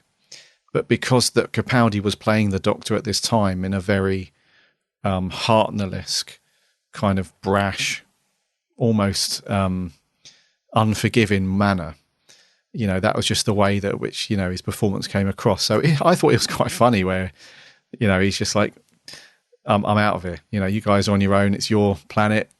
It's your moon. Do what you will. deal with it. Yeah. So I know Clara's obviously extremely upset by this, very angry, but the Doctor does say earlier on in the story that, you know, these fixed moments in time are sort of surrounded by these grey areas where the moments leading up to it will decide the outcome, and he doesn't want to be involved in that bit. So I loved all that. I think that's one of the reasons I enjoyed this episode so much as I did, is because I loved those bits where Capaldi was just so strong, and he was saying, you know, this is your planet, you know, you do what you want. Yeah. You know, you make the decision. I thought it was brilliant. I wrote down the little quote, which was, he says, there's little moments where big things are decided. And I thought it's just the way he delivered it and everything was brilliant. And so that's a great scene. I like this is what I love about Series 8 Capaldi. He's so unpredictable. He just does the off. Go on, get on with it. Yeah. Like you said, Clara's mortified, isn't she? Yeah. And that does come full circle, obviously, because then she sort of says to him in that big bust up at the end, you know, you walk on our planet, you breathe our air, blah, blah, blah. So for me, that was what was quite strong about this episode. I think that was some good stuff going on there. Mm-hmm. You know, I think that one of the reasons this gets so much hate is because people mainly remember the lights going off and the egg. Mm-hmm. And it's just too much for them. They're just like, oh, what a load of rubbish. But there is some good stuff going on, like this stuff. Yeah, it's the Doctor. That last third of the story, that's what I think turns a lot of people away. I think that's what people remember, isn't it? When you say Kill the Moon, they're like, oh no, that's that rubbish episode with the egg. Yeah. But they forget about, there is some good stuff in here, like that. There is. With Capaldi and Clara, yeah. There's some great stuff, yeah. Okay, so let's talk about some characters then. So the astronauts that land... the two guys, they have a line each or a couple of lines each, and and one of them's I don't know how to say his name, Tony Asoba, isn't it? Tony Asoba, who's been in Doctor Who a couple of times. He was in Destiny of the Daleks, and he also pops up in Dragonfire. So it was really nice when he pops up in this. You're like, oh, I know him. And he gets one blimmin' line. That's and it. It's like, it's just another example of Doctor Who getting in a good little guest character and doing absolutely nothing with them. But it's great to see Tony in it, because I was just like, oh, I forgot he was in this. I like him. But yeah, he gets one line. And I think, who's the other guy? I don't even know his name in it. He gets eaten quite early on, doesn't he? Henry, yeah. In terms of performance, although these guys don't get a lot to do, I think they're quite good, don't you? I think they sort of, acting wise, Tony looks pretty. I was watching him quite closely. I think he does come across as pretty scared now at the beginning. I thought my thinking was, Tony knows he's only got one line, but he's making his presence felt in this scene. You know, I thought they were quite good in their performance, but yeah, they don't get a lot. They don't, do they? No. And then we have I guess she's the leader of those three, Ludwig, I think her name is. Ludwig, Hermione Norris. She was quite good, I thought. You didn't see a smile on her face throughout the entire story, so she was very much in the moment. I thought she was quite good at bringing up the harsh reality of the decisions that they had to make. She was very much a case of, you know, sometimes in life you've got to make tough decisions. No one's going to like them sometimes, but you know, you've got to do it. So she was very much let's kill the moon, wasn't she? She was the one that, you know, because she started off the trigger, didn't she? The countdown, and you know, and I think in a roundabout way, she was saying, unless you or somebody else gives us a good reason to stop it, you know, it's goodbye moon. I thought she was good. I couldn't help but compare her to the character that's in Waters of Mars. Waters of Mars, yes, because she's also a very strong female character in this situation. You know, in a situation like this. So, in the back of my head, I was sort of comparing it to her. But I did think she was good. Yeah, Hermione Norris. Norris, as in Harry Potter, Hermione. That's Granger. It. Yeah. No, I thought she was very good in the part. She came across as that. That's, I think, the character we needed, in terms of she was very definite in her decision. Like Clara was waving, I don't know, and crying, and Courtney was chipping in her a bit. But I thought with Ludwig, she was just very, no, it's the human race or the creature. So it's black and white to me. And no, I thought she was pretty decent, actually. Yeah. Is she quite well known? Because I remember people being a bit excited that she was going to be in Doctor Who, and I didn't really know who she was. I still don't really know who she is, but is she a bit of a name? She is. Yeah, she's. I think she's mainly known on UK TV. She's in Cold Feet. Oh, okay, right. Because I don't watch that, but I knew that people were quite excited she was going to be in Doctor Who at the time. But I just didn't know who she was. But yeah, she was also in Spooks as well. Oh, Spooks! I remember that. Yeah. Yeah. So she's been in loads of things, but I think those are the two known sort of UK stuff that she's been in. Yeah, but she's pretty good, I thought. Yeah, she's pretty good. Courtney. Courtney Ellis George. She's up and down for me. I mean, most of all, I think she's not a very. I hate to say this about sort of younger actors, but I just don't think she's very good as an actor. Really, she's. I don't know. She's just not great, and I hate saying that because she's quite young still. But I just didn't think she's. I just don't think she's very good. She has these tiny little moments. Just moments, yeah. But she's quite annoying. I think it's just because she's quite annoying in the way that she plays this character. Yeah. But she's written quite annoying, isn't she? Again, they've done that thing of making the character, bratty. Why do they always do that? Why do they always have to be a sulky teenager only Courtney Woods could go to the moon and sit there and say, I'm bored. It's like, you're on the blimmin' moon, girl. Well, that's when she's in the TARDIS. I know. She's in the TARDIS. She's got loads to explore. She just sits there. I just thought, but I think that's down to the writing, mate. Because I kept thinking most of the time, why is Courtney in this story? Because obviously, it's almost as if I think this is the mothballed again. I said to him, right, you've got this is what you've got to have in the story. Courtney's got to go on a trip, because I just kept thinking she's clearly by that point when she's written to just sit in the TARDIS, he can't think of anything to do with the character, so he's just like, right, you're getting scared, so we'll just put you in the TARDIS, because there is no point to her being there really. She doesn't add anything to it, and I'm not blaming Ellis George for this. I'm just down to the writing. I don't know why she was included in the story.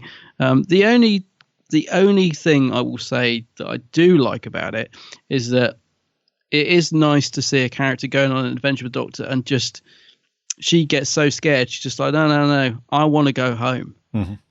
This is not for me. You guys, you want to go off on these adventures, fine, but this is not, because we don't see that very often, and I think quite a lot of people might feel like that if they went out with the Doctor and Clara. So that's the only thing I can really,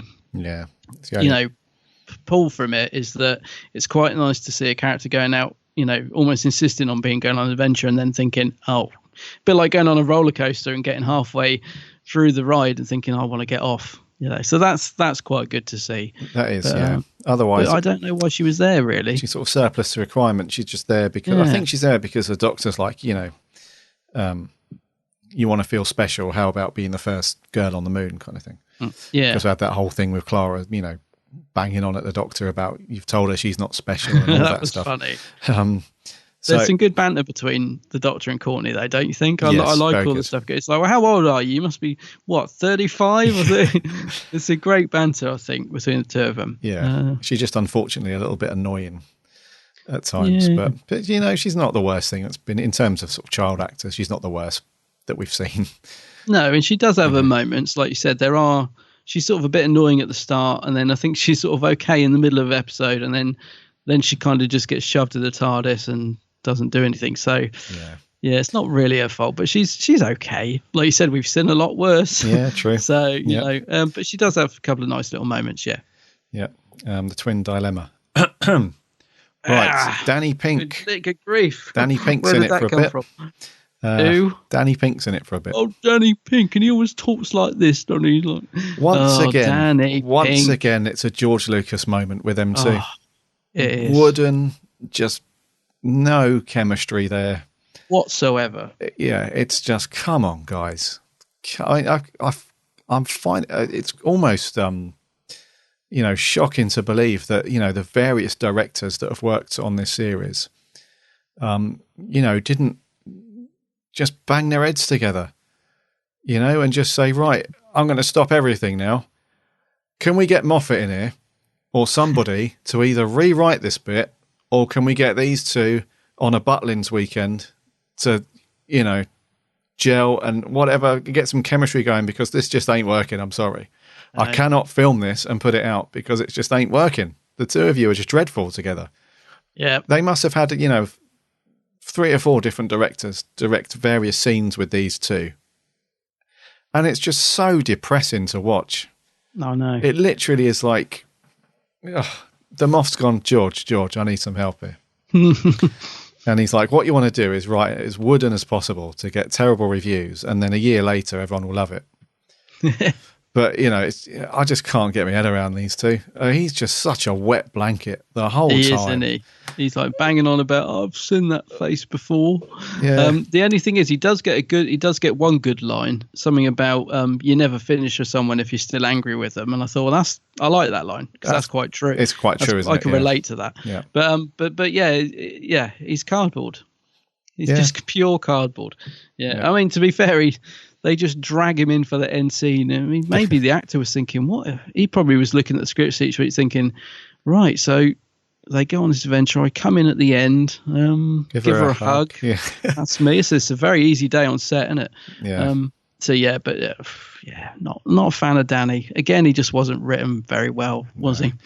And he has these okay little moments. He can be quite funny. I think in The Caretaker, he had a couple of funny little bits. Yeah. Some other bits, but it's just these more serious scenes that he has with Clara.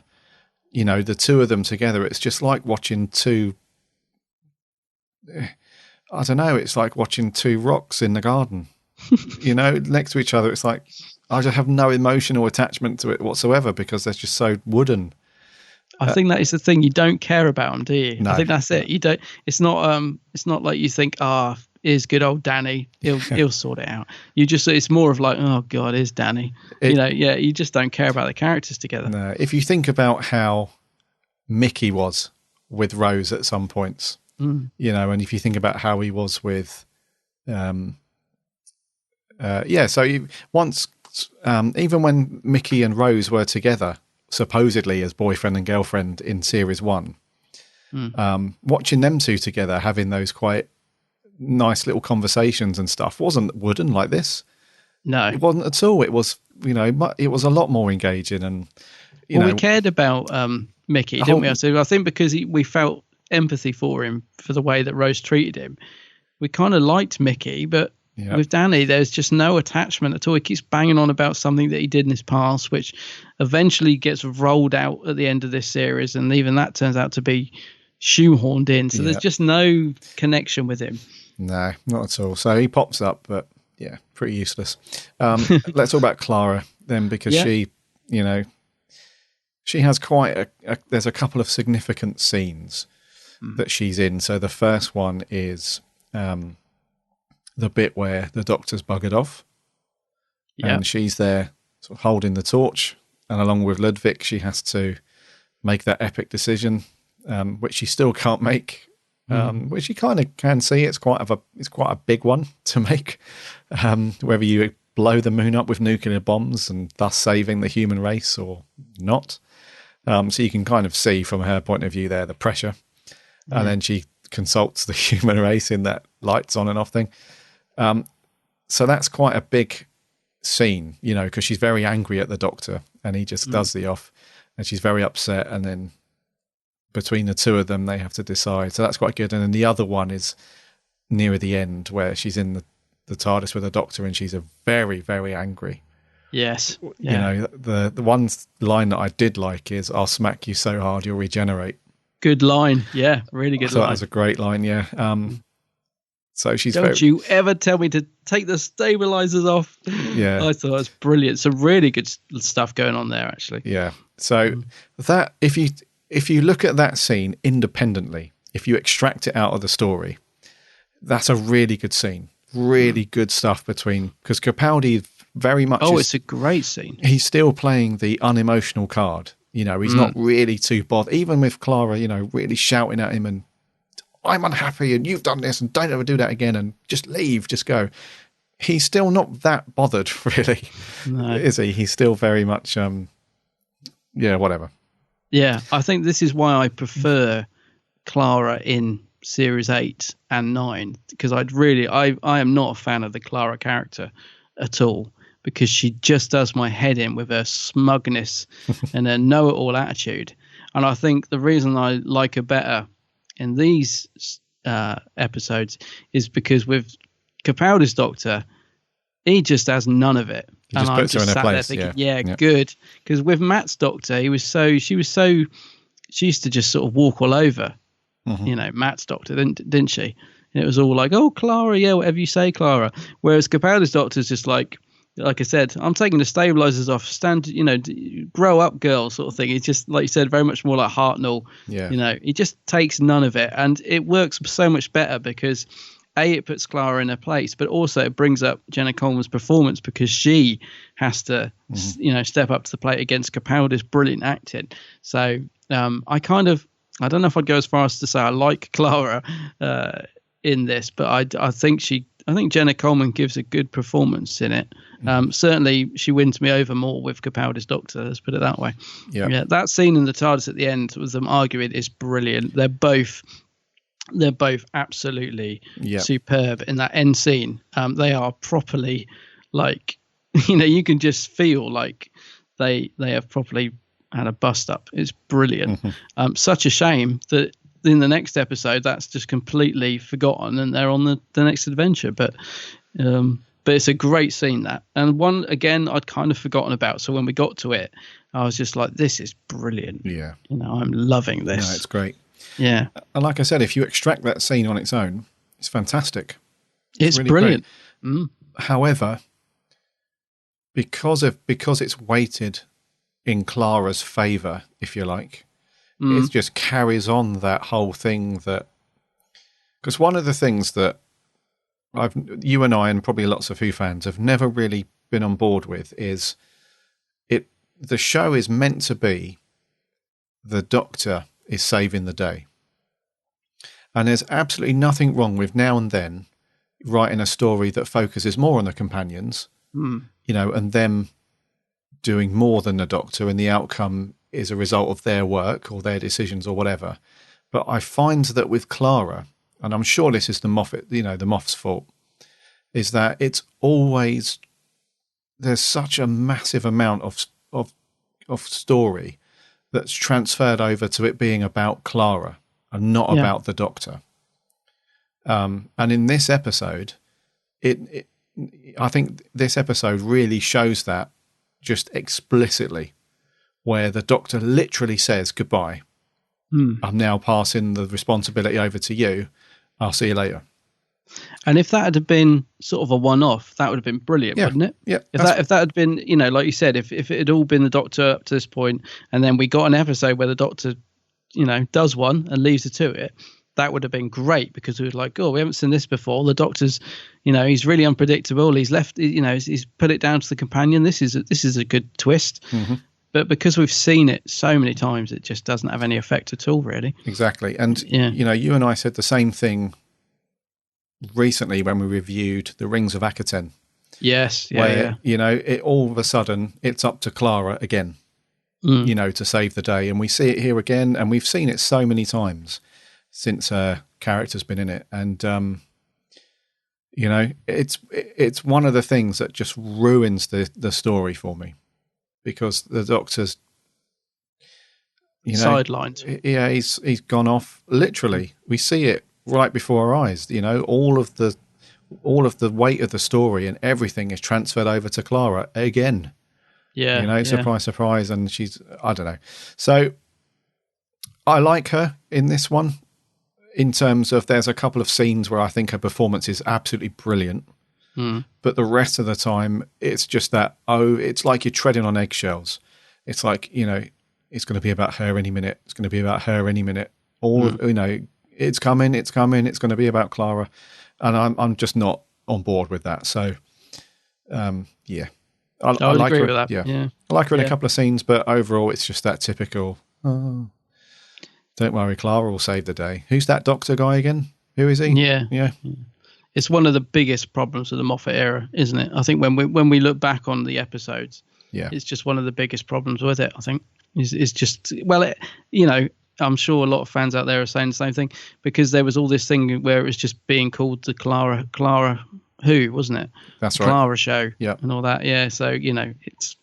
Yeah, but it's probably not the worst example of it happening, but it is, like you said, so explicit when the Doctor just does one, and it's all down to Clara. Yeah. But thankfully she gets that end scene, which does save her. I think. She gives a good performance in that. Indeedy. Yeah. And Mr. Capaldi, then, our 12th Doctor, Attack Eyebrows. Very good in this one. Absolutely brilliant, actually. Yeah. I was. Yeah, because I love Series 8 Capaldi. The more I watch him, the more I prefer this way he's playing it. I don't know why they've sort of changed him, really. I know he's got to soften. I know they want to soften the character. I understand that. But he's just brilliant in this. He's cutting. He's clever. He's using things to solve the problems. He's inventive. He is the Doctor for me in this. I really just was so engaged when Capaldi's on screen. The bit at the end with the argument, just his facial expressions and overall acting are just spot on. You know, the guy is brilliant in it. He does the humour. I cannot fault him in this story. I just thought he was superb. I think I said earlier, I always think it was Mummy on Orient Express which cemented him as the Doctor for me. Looking back at this, I just think he's brilliant in it. He is the Doctor in it, Yeah, I think it's more this episode for me, because up to this point he'd been. I think they weren't really sure.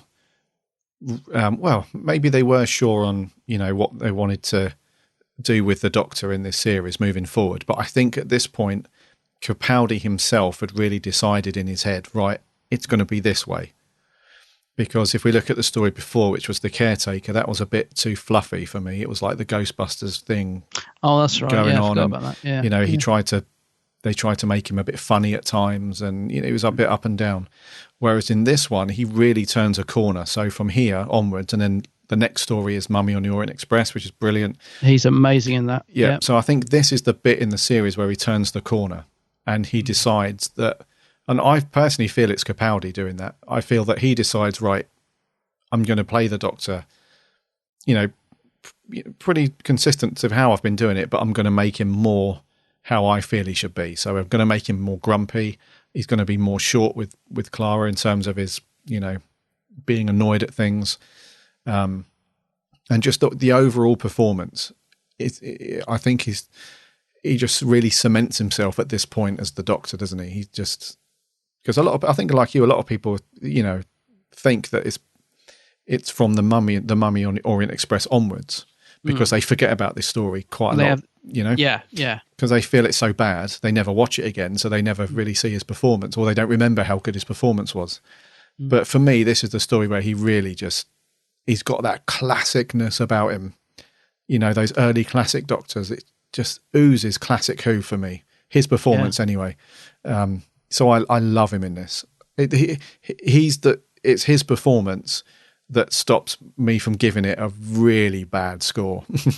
Yeah, I was going to say I wouldn't say he pretty much carries it. I mean, I think I just found him so engaging in the episode that I was really enjoying it, but mostly because of Capaldi. Yeah, just sat there thinking, oh, he's so good, And I kept thinking while watching the episode, how have we gone from this smart, intelligent Doctor that solves things and is a really strong character to this buffoon that rides in on a tank with sonic shades and a guitar? Because I really like Capaldi in Series 8, and the more I watch it, the more I think they should have kept him, or he should have kept that persona, because I think he's so much better like this. I'm just starting, the more I watched 8 compared to 9, Series 9, I just think they've sort of started going down the sort of Matt Smith era again, with the sort of bumblingness and just being walked all over. And he's so strong in this. Yeah. The way he just handles the situation and stands up to Clara, and and the speeches he makes and the way he delivers them, and like you said, the sort of alienness of the Doctor that he brings through in his not showing any emotion, like you said, not caring about, the sort of argument. Well, he does care, but you know what I mean? He's very cold about it. Yeah. So much more the Doctor to me in Series 8, I think. Interestingly, this was actually written for Matt Smith Doctor, wasn't it, this story? It was originally written for the 11th Doctor, which I find interesting because I can't imagine how that would have worked. I cannot see Matt Smith Doctor just, going off like the 12th Doctor does at the end of this. I just can't see Matt's Doctor doing it. Maybe they rewrote it quite a bit. I don't know. Yeah. Well, but I can't see the interaction, I can't see the interaction between the Doctor and Clara being anywhere near as strong between the 11th Doctor and Clara as it is with the 12th Doctor. No, I agree. I think if it was a Matt Smith story, it would have been a lot lighter. Yeah. In more ways than one. But interestingly enough, when the Moth was talking to Peter Harness about this, about the story, he basically said, and this is quote, Hinchcliffe the beep out of it for the first half. Yeah. Which you can see makes sense now, because the first half is the best part of the story. It is. And you can absolutely see that the Moth was all over the second half, or the last third at least. Which is definitely a shame. And we've said this a few times, haven't we, about either Matt Smith or Peter Capaldi stories where we just wish that the Moth would have let go a little bit more. Not held Stop sticking his blimmin' oar in. Yeah, not held so tight. Just basically brief the writers on what they need to include in the story because there's a wider arc for the series or whatever it might be, and just let them get on with it. Because there are some stories where it's evident that there's scenes or a section of the story where it's no longer Peter Harness. This is Stephen Moffat. It's blindingly obvious. So it's clear as day, isn't it? Yeah. But anyway, the Capaldi is absolutely brilliant in this. I think we both agree. He is.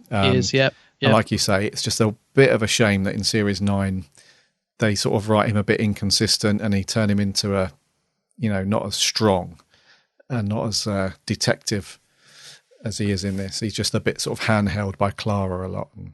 Yeah, I think so. I think he's just going back towards the sort of the relationship between Clara and the 11th Doctor. They seem to be sort of more going back to that in Series 9, and this is much more interesting, seeing this Doctor that is unpredictable and that she can't fathom either. She just can't. She doesn't know what's going to happen from one minute to the next with this Doctor. I just find it much more interesting.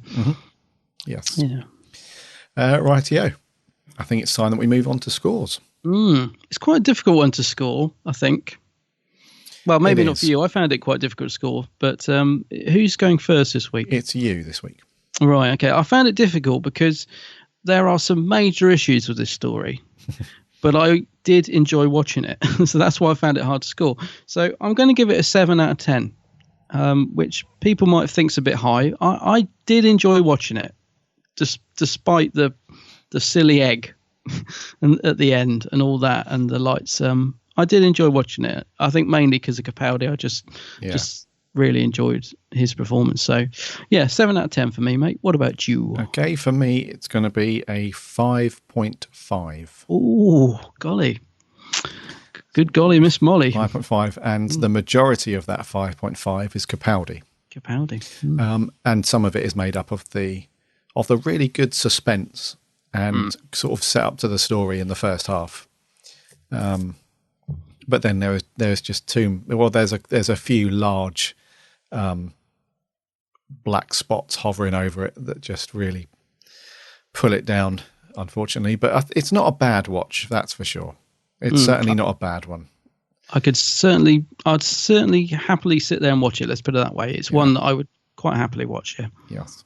What did you guys think? Let's kick off with an audio review. This is Alex Kingdom.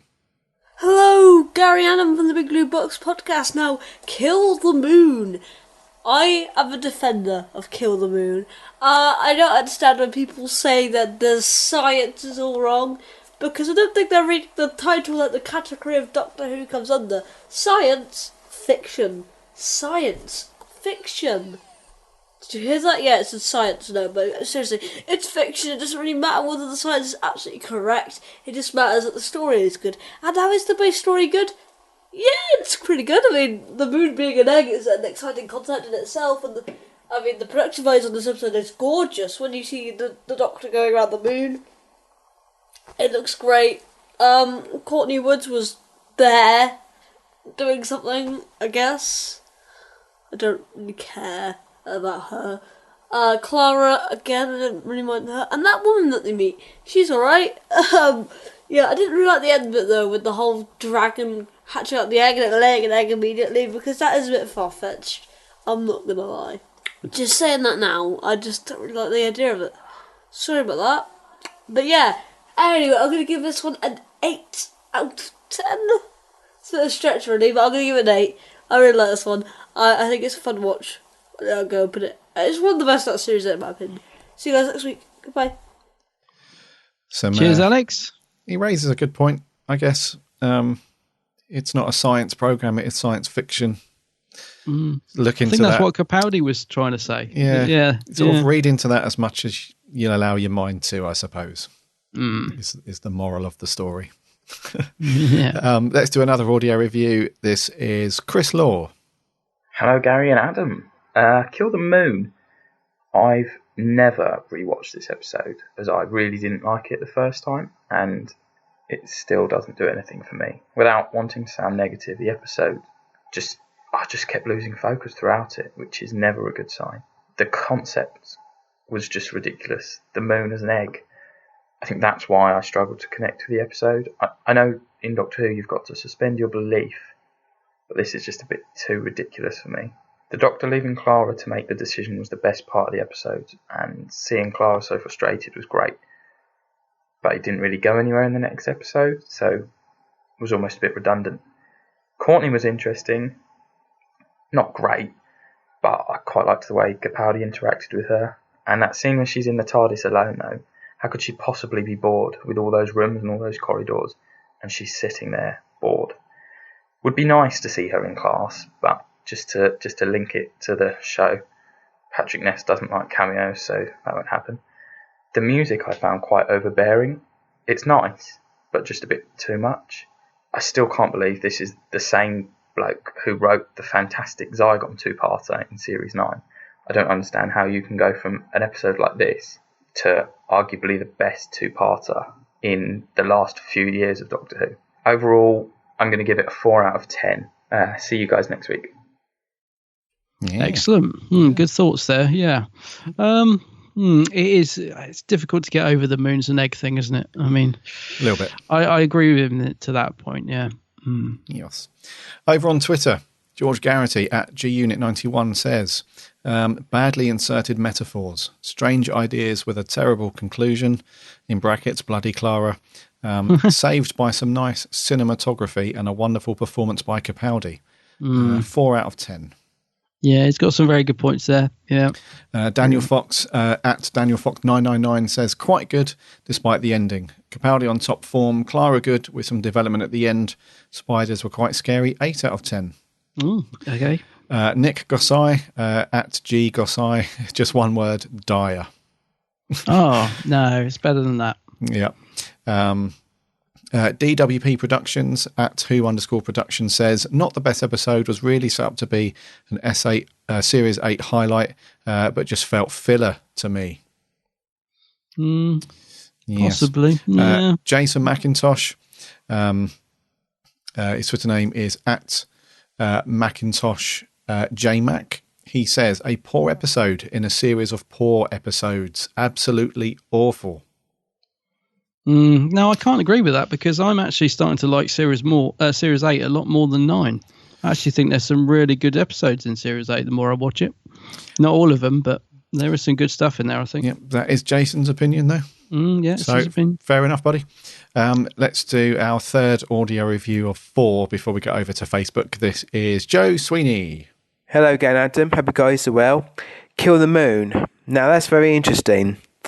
Well, for me, it is one of the best highlights out of Series 8. I thought the storyline was great, good concept. It's got some very good pacing, and it's dark, it's scary, it's intense. And I thought the spiders worked so well within the story, and the co-cast was very good. There was a little bit few nuggets in there I had to point out. I didn't really like the Doctor's nastiness. I just feel that they toned it just a little bit too high, because I didn't like how he was being too harsh towards Courtney and Clara. I know they done on purpose to just for build up towards the end, but I just think that's just gone a little bit step too far for the Doctor. And also what ruined the story a little bit was when the creature hatched, and after the moon disintegrated, the creature laid another moon. I just think that just looked ridiculous, and I just think that just killed the story a little bit for me. Peter's performance was great, and Jenna's performance was absolutely phenomenal, and also the scene with the Doctor and Clara at the end was just wow. So overall, great story. So I'll give a score of 8.5. Hope you enjoyed the podcast, guys. Speak soon. Take care. Bye-bye. Thank you, Joe. Cheers, Joe. Yeah, he's agree with a lot of what he said. Yeah. Yes. Very good. Right, over on Facebook, Sammy Satine says, the Doctor, Clara and Courtney go to the moon because the Doctor wanted to make it up to Courtney because Clara told him off for being mean to her. 3 sort of astronauts in a second-hand spacecraft are headed to the moon, but these guys want to know why the moon was put on weight, and they doubt it because it ate too many donuts. Yeah. As far as the story goes, I think it's good, and I believe in a woman's right to choose, and that abortion should be legal everywhere in the world to have one. I like the bacteria, who seem to be some sort of spider-like bacteria. I also like the head astronaut played by Hermione Norris, who was also in Spooks. Courtney's not that bad in this. She's far less annoying than the years 8 in the Forest of the Night. Clara grows a spine and nearly leaves. Shame she didn't. Oh, but farewell. I doubt she could slap him as hard as she claims. Peter is excellent as per usual. I like the polka dots on the shirt. She gives so do I. 8 out of 10. Yeah, so I liked his shirt as well, Sammy. Lewis Palmer. Quite like this one. It feels like proper Doctor Who. It's got some great monsters, great performances, and it's just a really fun ride. Courtney is okay, but can get very, very annoying. And things like the whole Tumblr reference will be what dates the show in years to come. I'm not a fan of Clara. Her performance was superb in that scene at the end. It's just a shame the whole thing was undone in the next episode with her being back in the TARDIS again. Also felt the direction could have been stronger throughout the episode. Overall, it's decent enough watch, 7.5. Yeah, I thought the direction was okay. I think they throw the Tumblr thing in there actually as a joke to it being old, don't they? Doesn't she say, oh, my nan used to use that or something? So, yeah. Yep. Matthew Webb says, it's a fun little romp. Not a big fan of Courtney or the fact the moon is instantly being replaced by another one, which is really daft. But that ending conflict between Clara and 12 is superb. 5 out of 10. Okay, yeah, fair enough. Finn Walsh says, hello guys, it's been a while since I've done this, but let's get to it. Kill the Moon was decent, I have to say. Decent plot. Could have been better directing, but I like the concept and the feel was good. Definitely a good episode. I'll give it 8 out of 10. Okay. Cheers, Finn. Last audio review. This is Owen Daly.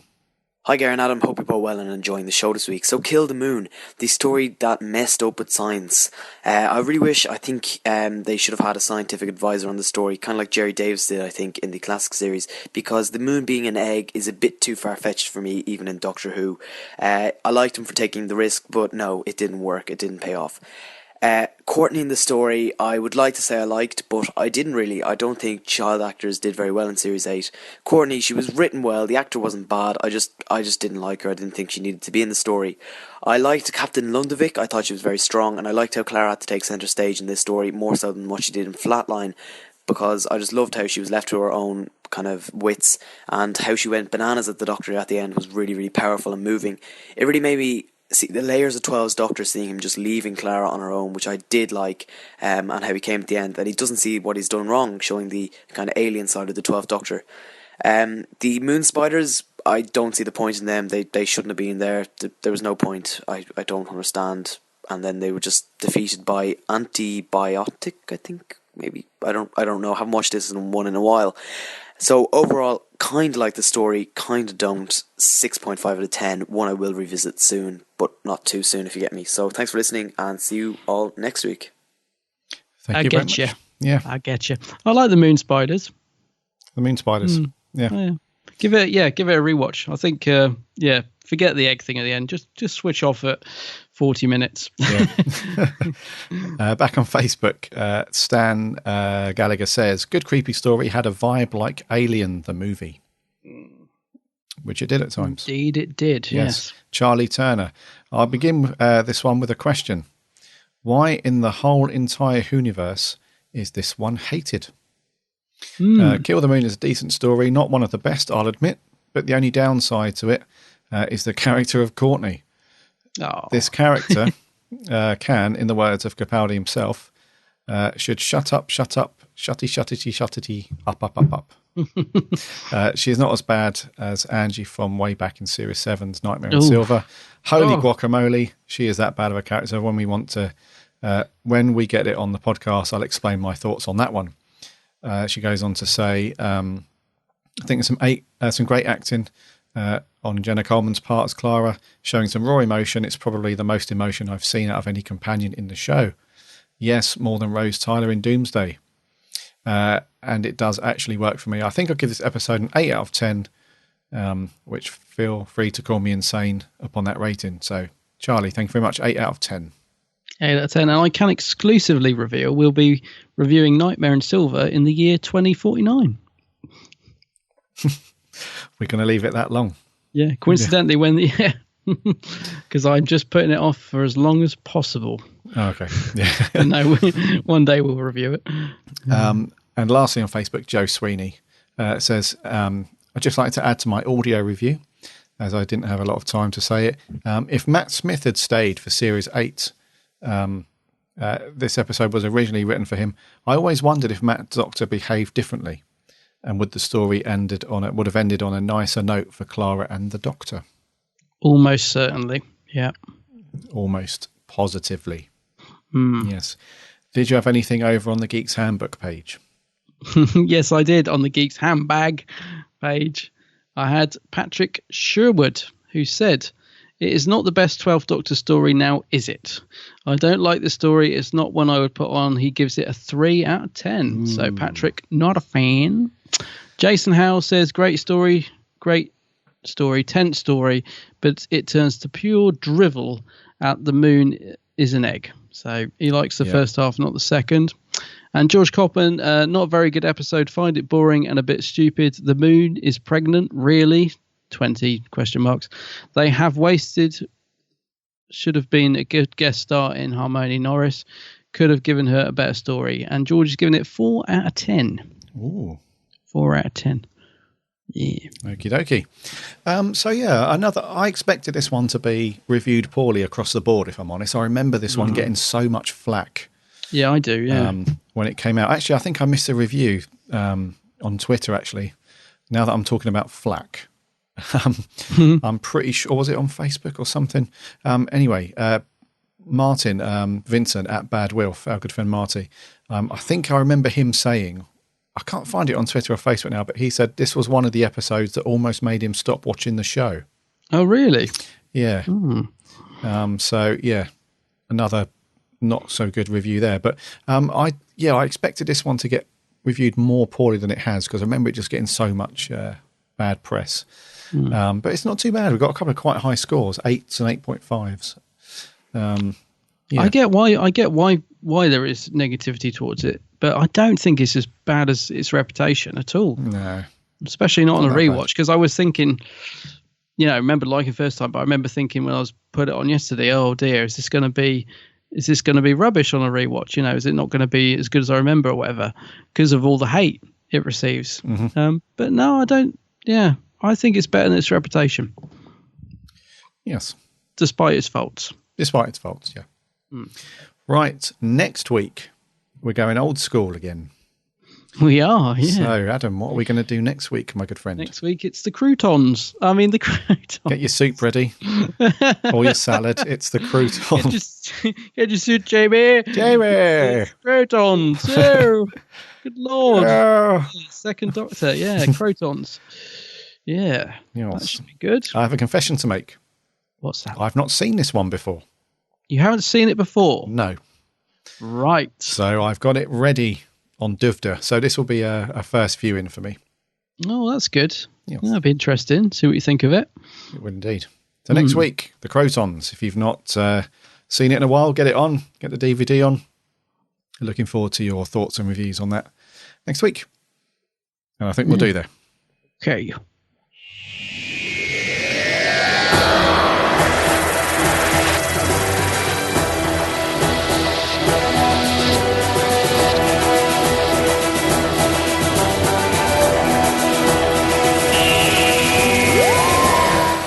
Thank you for sticking with us and listening to episode 113.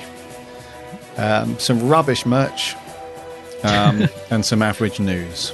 Well, some very good. Yeah, some good news for our US friends. Make sure you check out fathomevents.com and nab your ticket to see the Power of the Daleks. I keep missing off to the, so you can see the Power of the Daleks in the cinema in the US. That'd be good. And then we had a bunch of class picks, so go and check them out if you want to.